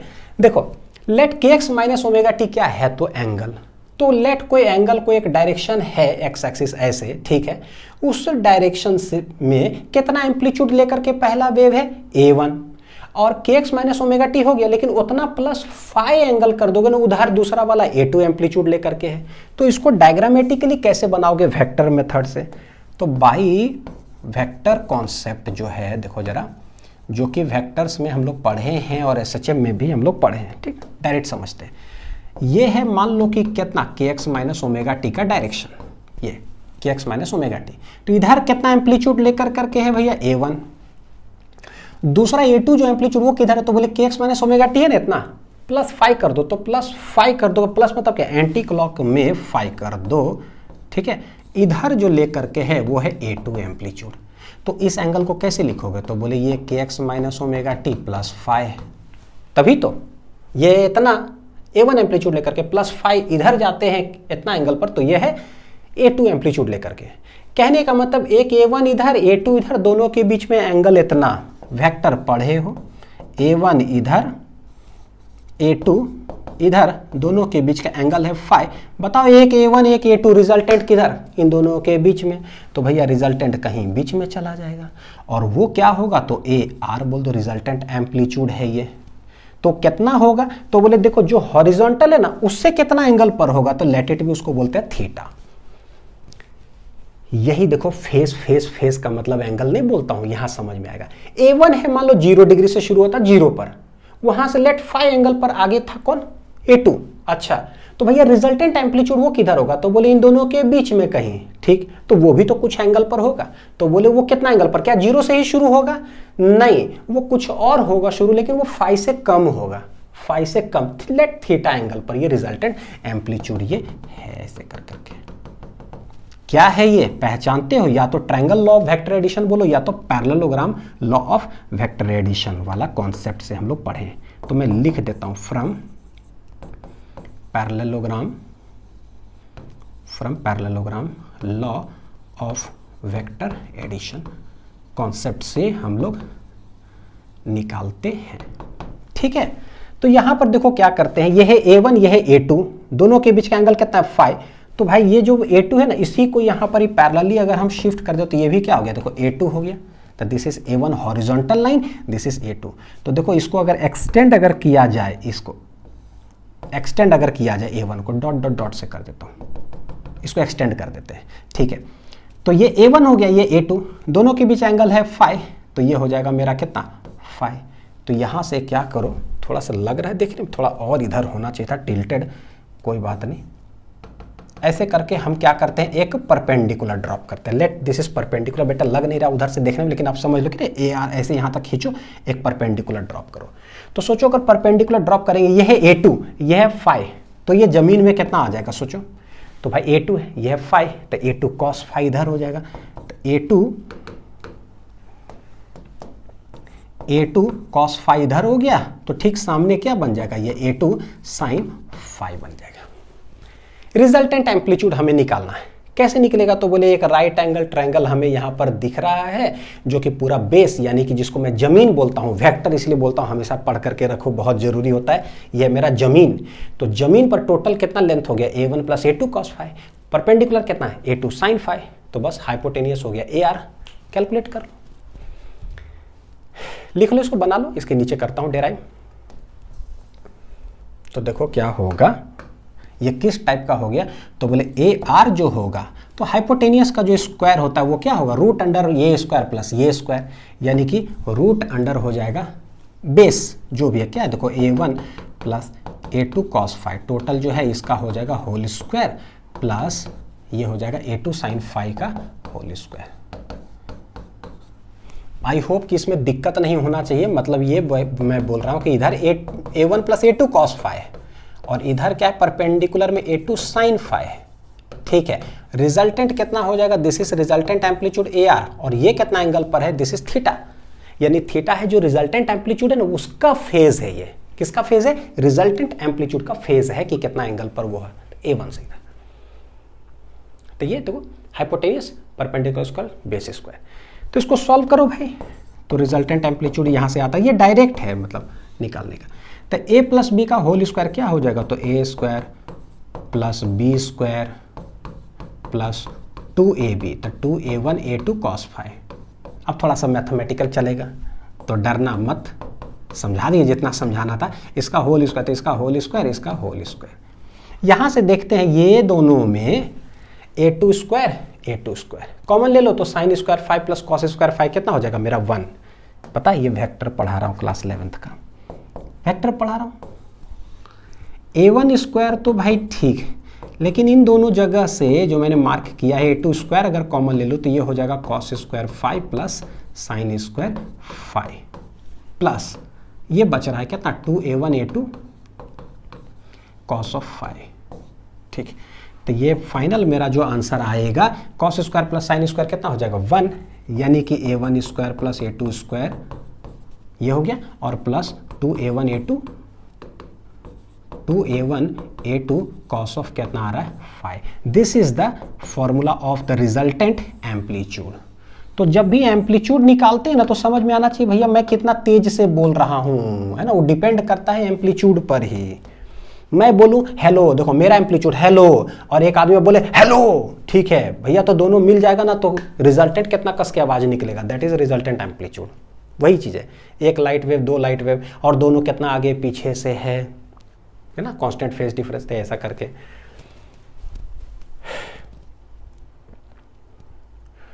हो गया, तो रिजल्टेंट एम्पलीट्यूड ये निकल गया। यहीं से हमें पता चलता है कि भैया जो रिजल्टेंट एम्पलीट्यूड होता है वो डिपेंड करता है, देखो किस पर, phase difference between the two waves. अब उस पर डिपेंड करता है, फेज दो चीज होता है, या तो कांस्टेंट हो सकता है या वेरिएबल हो सकता है, टाइम डिपेंडेंट। तो उस हिसाब से ये रिजल्टेंट एम्पलीट्यूड भी कांस्टेंट हो सकता है और या वेरिएबल हो सकता है। हो गया, ठीक है। अब जो ये रिजल्ट आया रिजल्टेंट एम्पलीट्यूड, तो ये रिजल्टेंट एम्पलीट्यूड का मैग्नीट्यूड आ गया। अब निकालना है रिजल्टेंट एम्पलीट्यूड का फेज क्या होगा, यानी कि थीटा। तो थीटा कैसे निकलेगा, तो भाई ये ट्रायंगल देख लो, ये दिख रहा है, यह A2 sin फाई, यह है बेस में A1 plus A2 cos phi, theta.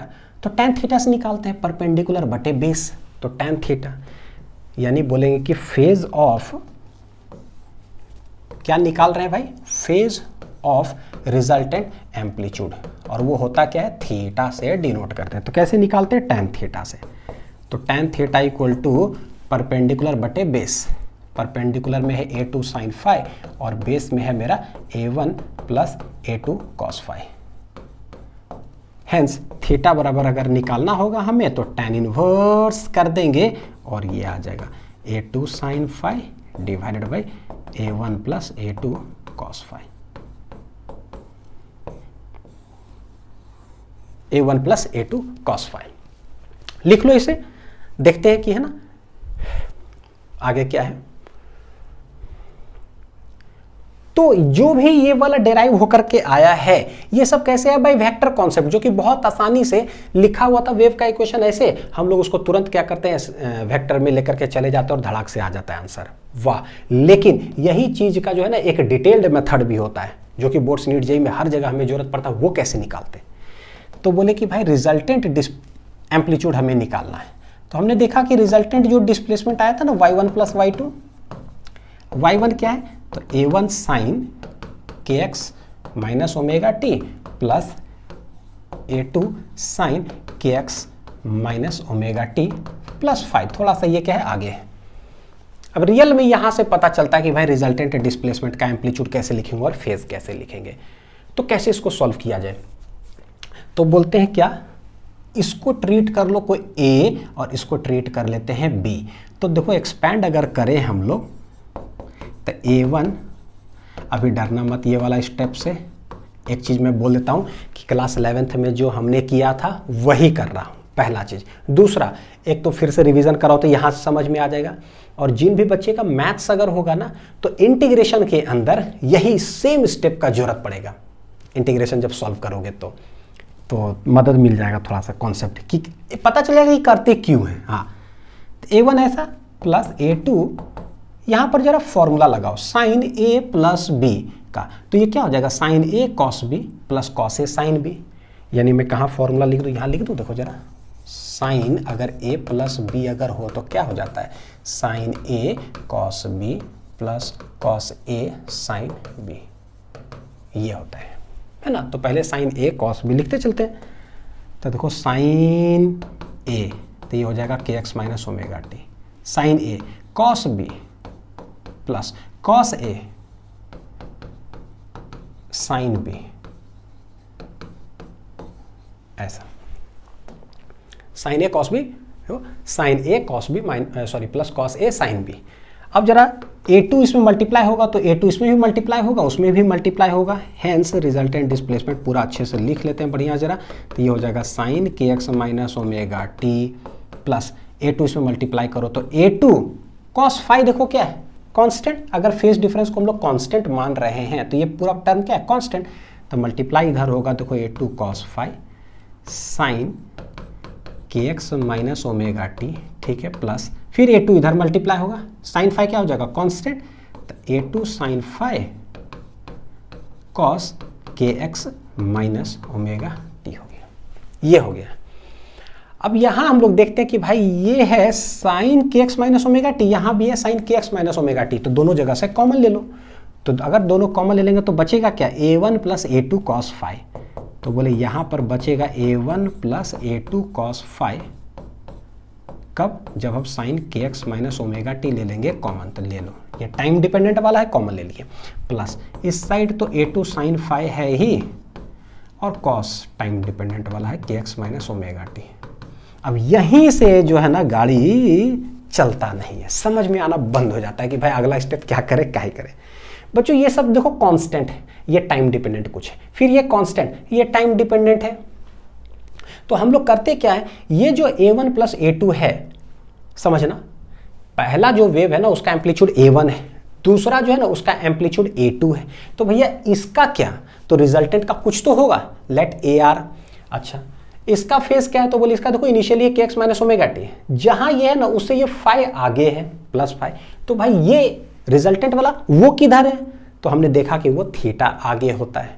कितना आगे होता है, थीटा आगे होता है। तो थीटा हमें दिखना चाहिए, तो ना हमें रिजल्टेंट एम्पलीट्यूड A दिख रहा है और ना ही हमें वो थीटा दिख रहा है। कहाँ दिख रहा है इसमें, तो कैसे निकाले, तो जो स्टेप करते हैं ना वो स्टेप वही वेक्टर वाला से ही एनालिसिस करके लाके हम लोग रखते हैं। इसको हम लोग कुछ मान लेंगे, इसको भी हम लोग कुछ मान लेंगे। कैसे मानेंगे, है ना, देखो क्या लिख रहा हूं, व्हाट वी एज्यूम, हम लोग क्या एज्यूम करते हैं वो चीज यहां से क्लियर हो जाता है। व्हाट वी एज्यूम, क्या एज्यूम करोगे, तो बोलते हैं मान लो इधर है A1 जिधर था, इधर है A2, ये दोनों कितना आगे पीछे है, फाई से, सच में फाई से आगे पीछे। इन दोनों का रिजल्टेंट जाता है कहीं बीच में, AR लिख दो या A लिख देते हैं, चलिए रिजल्टेंट जो तो वो उसका फेस क्या होगा, तो बोले हॉरिजॉन्टल से कितना एंगल पर है, लेट इट बी थीटा, है ना। तो ऐसे एक परपेंडिकुलर यहाँ ड्रॉप कर लो ऐसे, हमें पता चलता है कि ये A2 है, तो भैया ये भी क्या होगा A2, A1 A2 के बीच में फाई, तो ये A1 A2 के बीच में ये भी कितना होगा फाई, तो इसका इधर अगर गिराएंगे बेस तरफ तो A2 cos फाई हो जाएगा और इधर A2 sin फाई हो जाएगा। यानी कि देखो गौर करके व्हाट इज दिस और व्हाट इज दिस पता चलेगा। A1 प्लस A2 दोनों एम्पलीट्यूड, तो A1 plus A2 cos phi को क्या लिख सकते हो, तो बोले भैया ये है रिजल्टेंट वाला एम्पलीट्यूड है A और यह है थीटा, तो कहने का मतलब इसका कंपोनेंट अगर नीचे गिराओगे तो ये जमीन में क्या आएगा, A cos थीटा हो जाएगा, और सामने अगर करेंगे तो A sin थीटा हो जाएगा। यानी अगर डायरेक्ट हम इतना लिखना चाहें यहाँ से यहाँ तो क्या लिख सकते हैं, A cos थीटा लिख सकते हैं। देख लो जरा, गिराओ कंपोनेंट ऐसे, A cos थीटा के बराबर हो जाएगा, और इस साइड जो हो जाएगा वो क्या हो जाएगा, A sin थीटा के बराबर हो जाएगा। नहीं समझ में आया, मैं फिर से एक बार एक छोटा सा डायग्राम देखो बना देता हूँ। मैं ये बोल रहा हूँ कि ये जमीन है, ये है रिजल्टेंट का डिस्प्लेसमेंट, और ये है ऐसे, दिस इज थीटा रिजल्टेंट। तो भैया इधर क्या लिखोगे, तो जिधर थीटा सटा हुआ A cos थीटा ही तो लिखेंगे, और इधर क्या लिखोगे, तो ये थीटा के सामने इधर हो गया तो A sin थीटा, बस हो गया। तो यही इन टर्म्स ऑफ रिजल्टेंट का displacement, in terms of resultant का जो फेज है, दिस हॉरिजॉन्टल बिकम्स क्या, A cos थीटा, तो यही है ऐसे, तो ये A cos थीटा किसके बराबर हो जाएगा, A1 plus A2 cos phi. इसका मतलब है कि जहां ये है उसके जगह पर सब्सटीट्यूट मार दो A cos थीटा, और जहां ये है उसके जगह पर सब्सटीट्यूट मार दो A sin थीटा, ठीक है। तो बोलेंगे late A1 plus A2 cos phi को हम लोग मान लेते हैं A cos थीटा। तो बुक में जनरली क्या करता है ना, लेट इतना बराबर A cos थीटा। भैया क्यों, तो ये इधर है कि कैसे क्यों मानते हैं, वो रीजन समझ में भी तो आना चाहिए। फिर देखो A2 sin फाई को क्या मान लेंगे, A sin थीटा। क्यों, रीजन वेक्टर के अंदर ही छुपा हुआ है, बस ये समझ में आना चाहिए। तो ये हमने माना, तो मान करके अब यहाँ रख देते हैं, तो भैया रख दो वहां पर, देखो जरा क्या आता है। हेंस जो रिजल्टेंट बनेगा वो देखो क्या बनेगा, this becomes A cos theta, ठीक।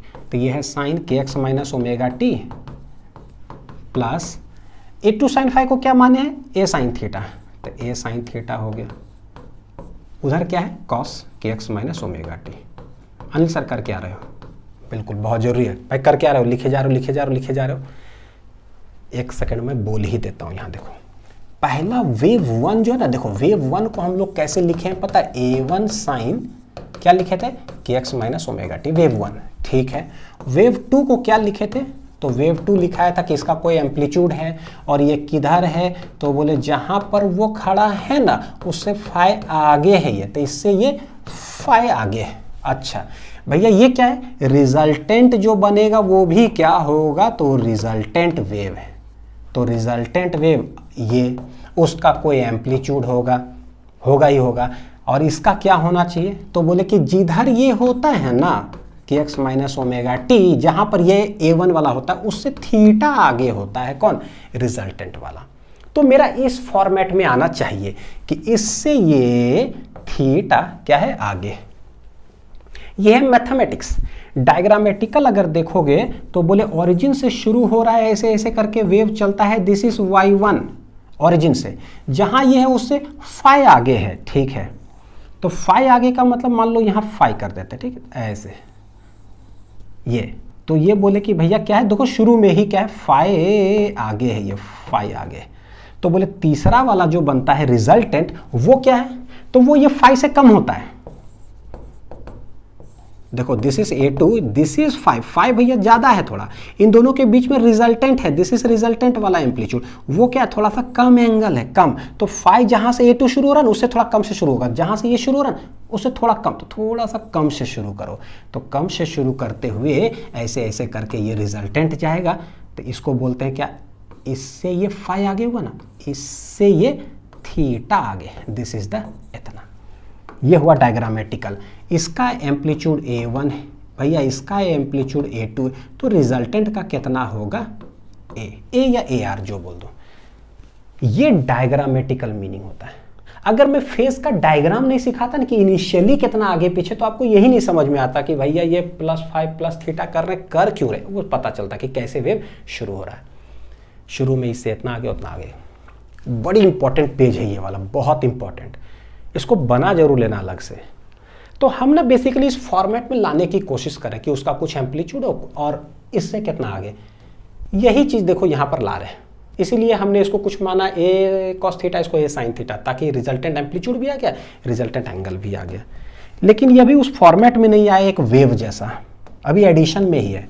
तो यहाँ से क्या करते हैं, ए है देखो, तो ए ले लेते हैं कॉमन, यहाँ लिखते देखो ये कैसा दिखने में लगेगा फॉर्मूला, साइन कुछ कॉस कुछ, अच्छा यानी दिख रहा है साइन ए कॉस बी, तो इधर देखो हो जाएगा कॉस ए साइन बी।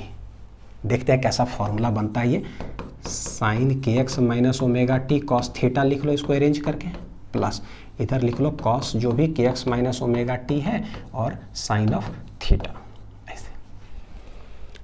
तो ये मेरा कैसा बन जा रहा है, फॉर्मूला बन जा रहा है पता है कैसा, sine A cos B plus cos A sine B.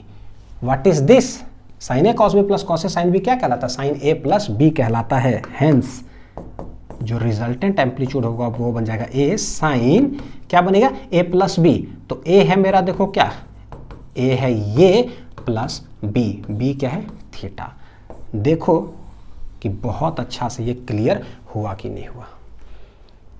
इसका मतलब कि रिजल्टेंट जो है ना वो भी बनेगा क्या, एक वेव, यानी एक वेव S1 से निकला, एक वेव S2 से निकला, जब दोनों इंटरफेयर करेगा तो जो रिजल्टेंट बनेगा ना वो भी एक वेव बनेगा, और उसका एम्पलीट्यूड कितना होगा A, या फिर A सफिक्स आर रिजल्टेंट बोल दो जो भी A, और वो कितना आगे पीछे रहेगा थीटा से। तो ये कहलाता है रिजल्टेंट एम्पलीट्यूड, ये कहलाएगा phase difference of the resultant amplitude.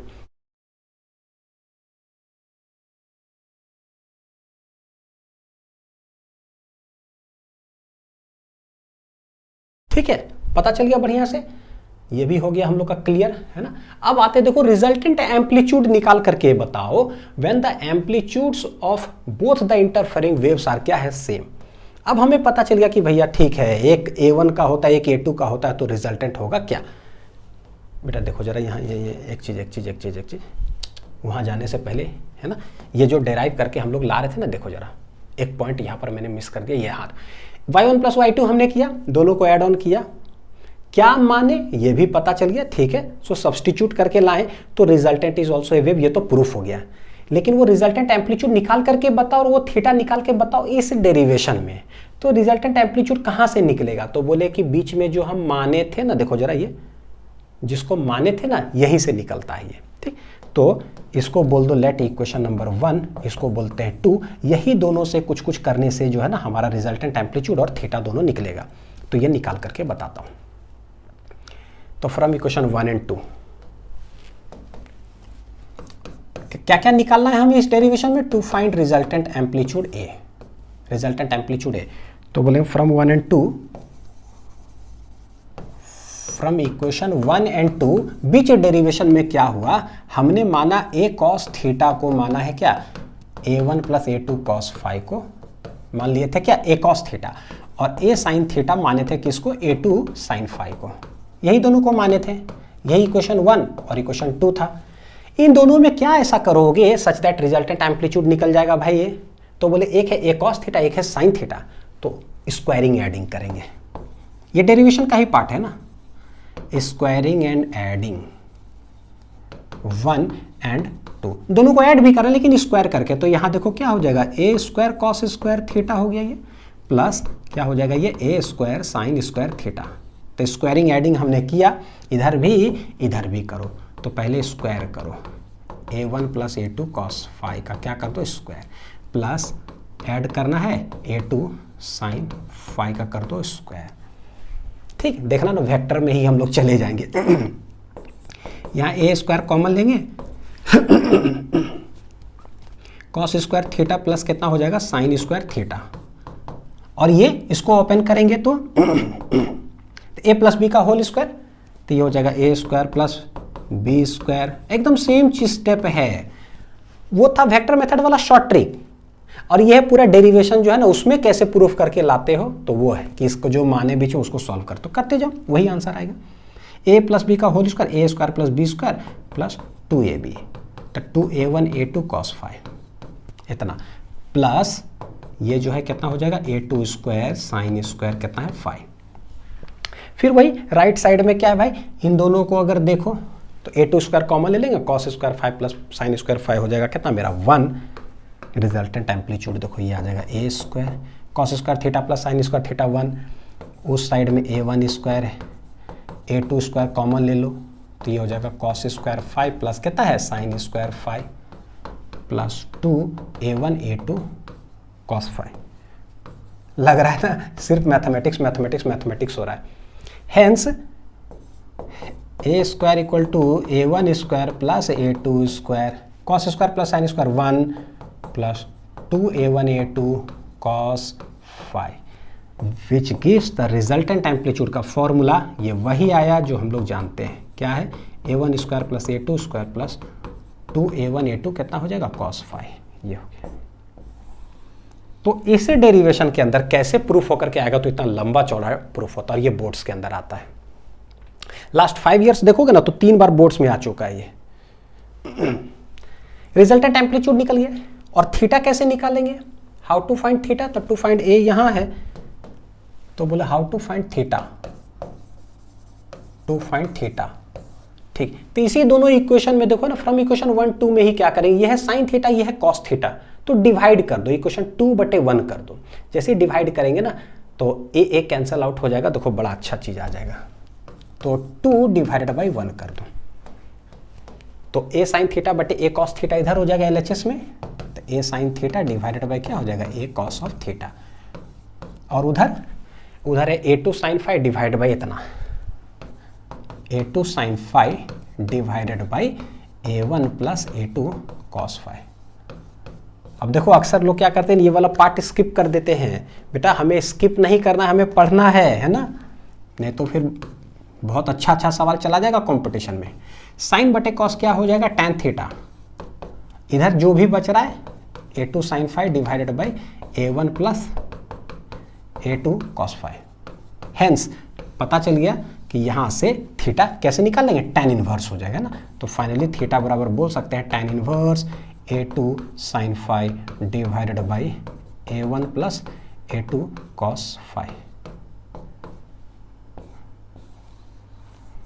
ये हो गया, लिख लो इसको। तो आई होप कि बहुत अच्छे से देखो समझ में आ रहा है चीजें, है ना, कि कैसे रिजल्टेंट एम्पलीट्यूड निकलेगा उसका, और थीटा कैसे निकलेगा उसका फेज डिफरेंस। तो ये लंबा सा डेरिवेशन से हम लोग क्या करते हैं, निकालते हैं ये पूरा स्टेपिंग्स।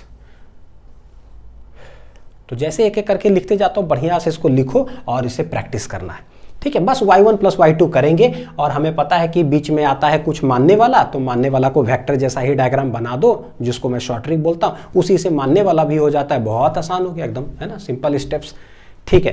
अब आते हैं जो अगला स्लाइड हम लोग देख रहे थे कि रिजल्टेंट एम्पलीट्यूड निकालो कब, तब when the amplitudes of both the interfering waves are same अगर हो जाए तो, यानी कि a1 और a2 ये दोनों मान लो कि लेट है a0, तो a0 अगर कर लें तो इसका मतलब क्या हो गया, सेम, ठीक है। तब क्या होगा, तो बोले कि भैया रिजल्टेंट जो एम्पलीट्यूड होता है वो क्या होता है, रिजल्टेंट एम्पलीट्यूड को AR लिख दो या A लिख दो, चलो A, हमेशा ना A लिख दूंगा, चलो है ना, ज़्यादा अच्छा रहेगा, अंडरस्टूड समझ लेना कि सेम है तो a0। तो A बराबर क्या होता है, तो अभी हमारे पास फॉर्मूला आ चुका है, क्या आया है formula, a1 square plus a2 square plus 2a1 a2 cos 5 होता है, 5 है फेज डिफरेंस बिटवीन द ये, ठीक है।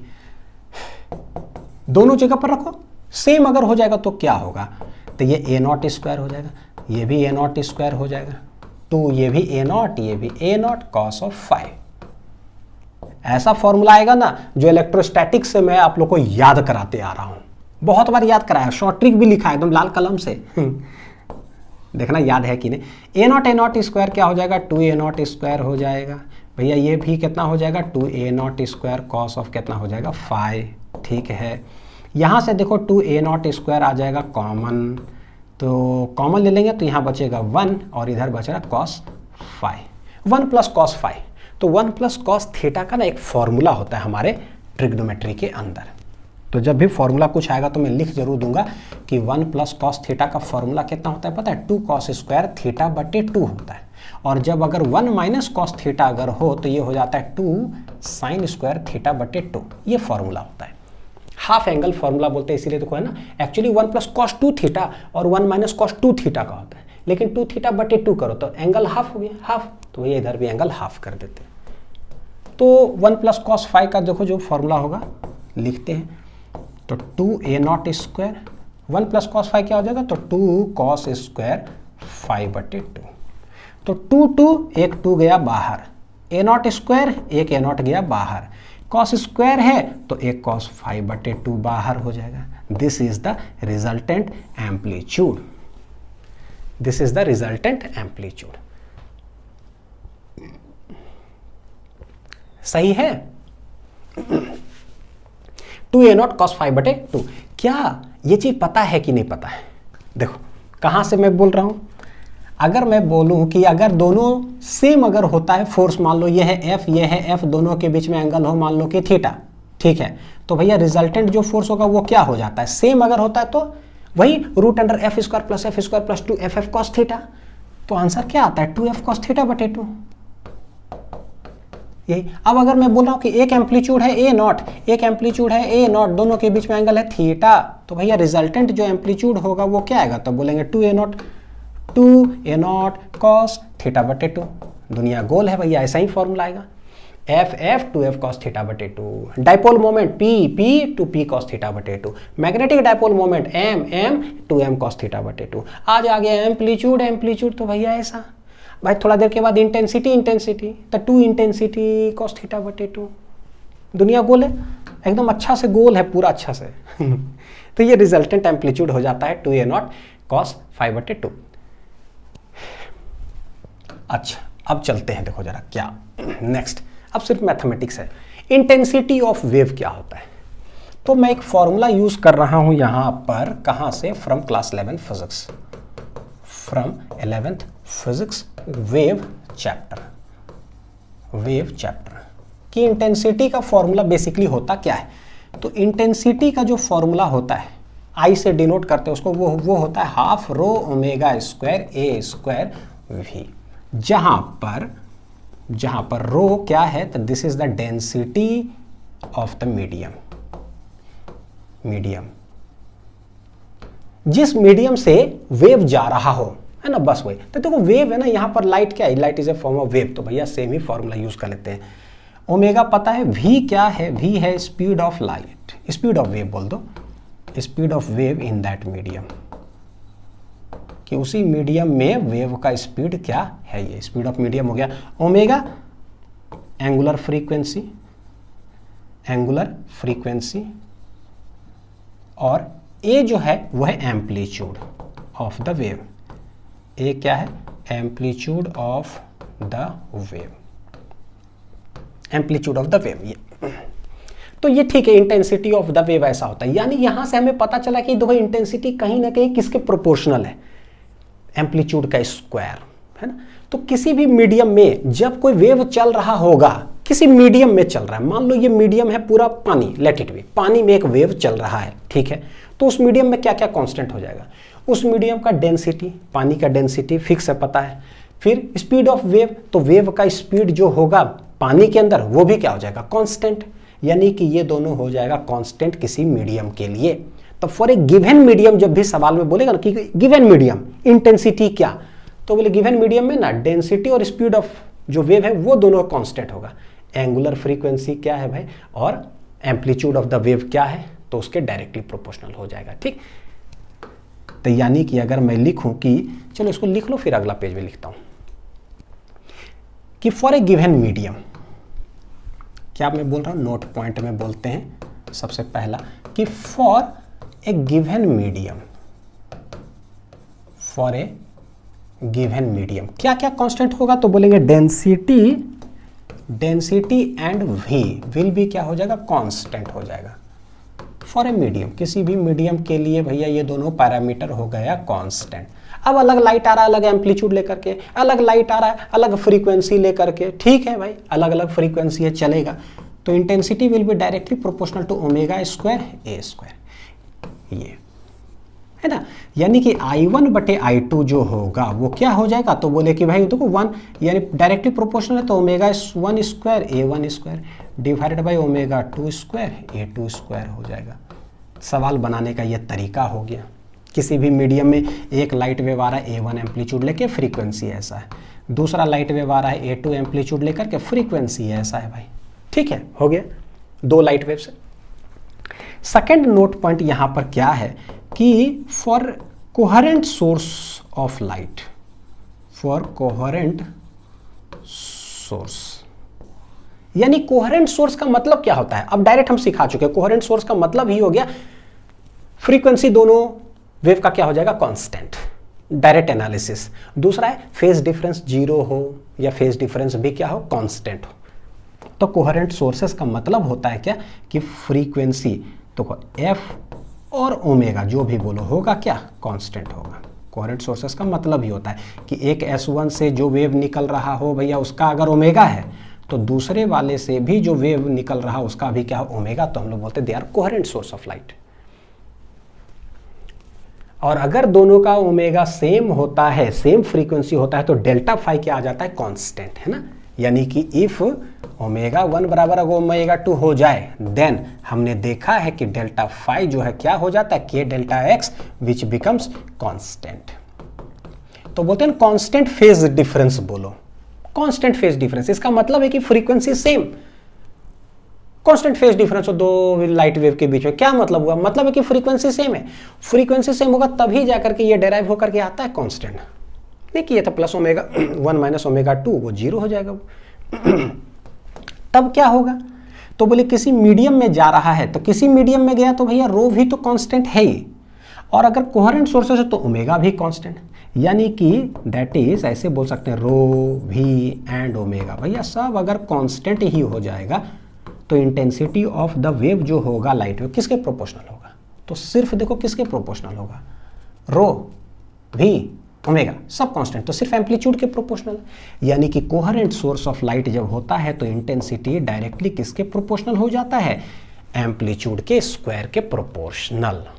और यहीं से हम वेव ऑप्टिक्स के न्यूमेरिकल्स में एंटर कर जाते हैं कि intensity of the light wave is directly proportional to the amplitude का स्क्वायर। तो कभी भी अगर इंटेंसिटी ऐसे लिखा हुआ है तो इसका मतलब है डिफॉल्ट समझ जाएंगे कि भैया सोर्सेस कैसा होगा, कोहेरेंट सोर्सेस होगा, ठीक है। तो यहां से कैसे लिख सकते हो, देखो अगर प्रोपोर्शनल टू एम्पलीट्यूड का स्क्वायर है तो प्रोपोर्शनलिटी हटाएंगे तो क्या लगाएंगे, एक कांस्टेंट लगा देते हैं, लेट इट बी के, क्या लगाते हैं, लेट इट बी के, तो ये हो जाएगा के ए स्क्वायर, बोल दो ऐसे करके। व्हाट इज दिस के, तो बोले कि भैया it is not propagation constant, ये वो वाला नहीं है, it is not propagation constant. तो ये कौन सा कांस्टेंट है भाई, it is simply a constant है, बहुत जरूरी है लिखना वरना लगेगा ना, it is simply A proportionality constant है, बस प्रोपोर्शनैलिटी कांस्टेंट, यहां पर जो मैंने लिखा है प्रोपोर्शनैलिटी कांस्टेंट, कि intensity directly proportional to amplitude का स्क्वायर होगा, तो ये हटाओ तो एक कांस्टेंट लगे, बस वो है, तो आई इक्वल टू के ए स्क्वायर, नोट डाउन कर लो इसको।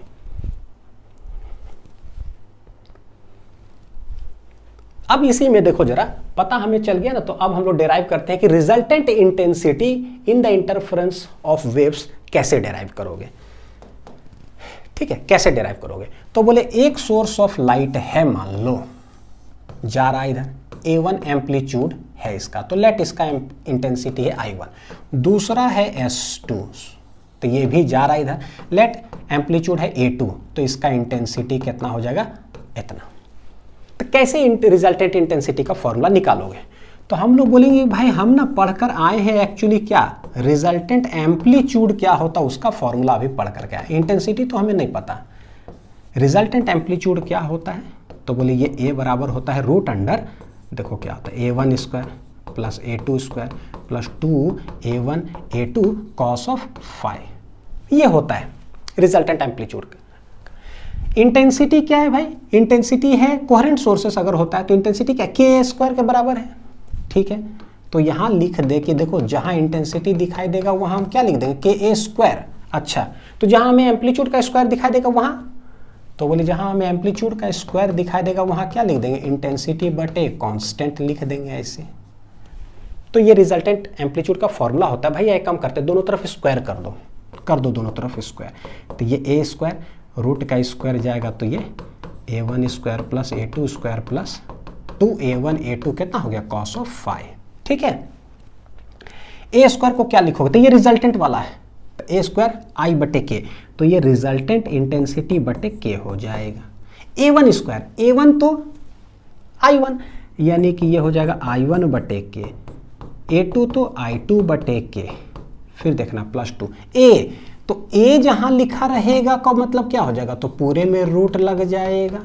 जहां भी a दिखेगा मतलब क्या, पूरे में रूट लगा दो, और पूरे में रूट है ऊपर नीचे का मतलब होता है रूट आई बटे हो जाएगा रूट के। ये भी ठीक है, पूरा रफ में इधर देखते जाओ, वो हमें सिखाता है कि कैलकुलेशन करना कैसे है, ठीक। तो ये 2a1, a1 क्या है भाई, a1 तो ये हो जाएगा रूट i1 बटे रूट के, ठीक। सिमिलरली a2 क्या हो जाएगा, तो root i2 divided by root के, और लग जाएगा इधर कॉस फाई। अरे सर क्या कर रहे हो, मैंने रिजल्टेंट इंटेंसिटी निकाल रहा हूं कि अगर एक i1 इंटेंसिटी लेकर आ रहा है एक i2, तो भैया दोनों मिल करके इंटरफेयर करके रिजल्टेंट क्या बनेगा, इंटेंसिटी बताओ। तो यहां देखो ये हो जाएगा i बटे के, ये हो जाएगा i1 बटे के प्लस i2 बटे के प्लस 2। यहां देख रूट i1 रूट i2, तो जो है उसको रहने दो रूट i1 रूट i2, लेकिन नीचे रूट के क्या बन जाएगा के, ये हो जाएगा कॉस फाई।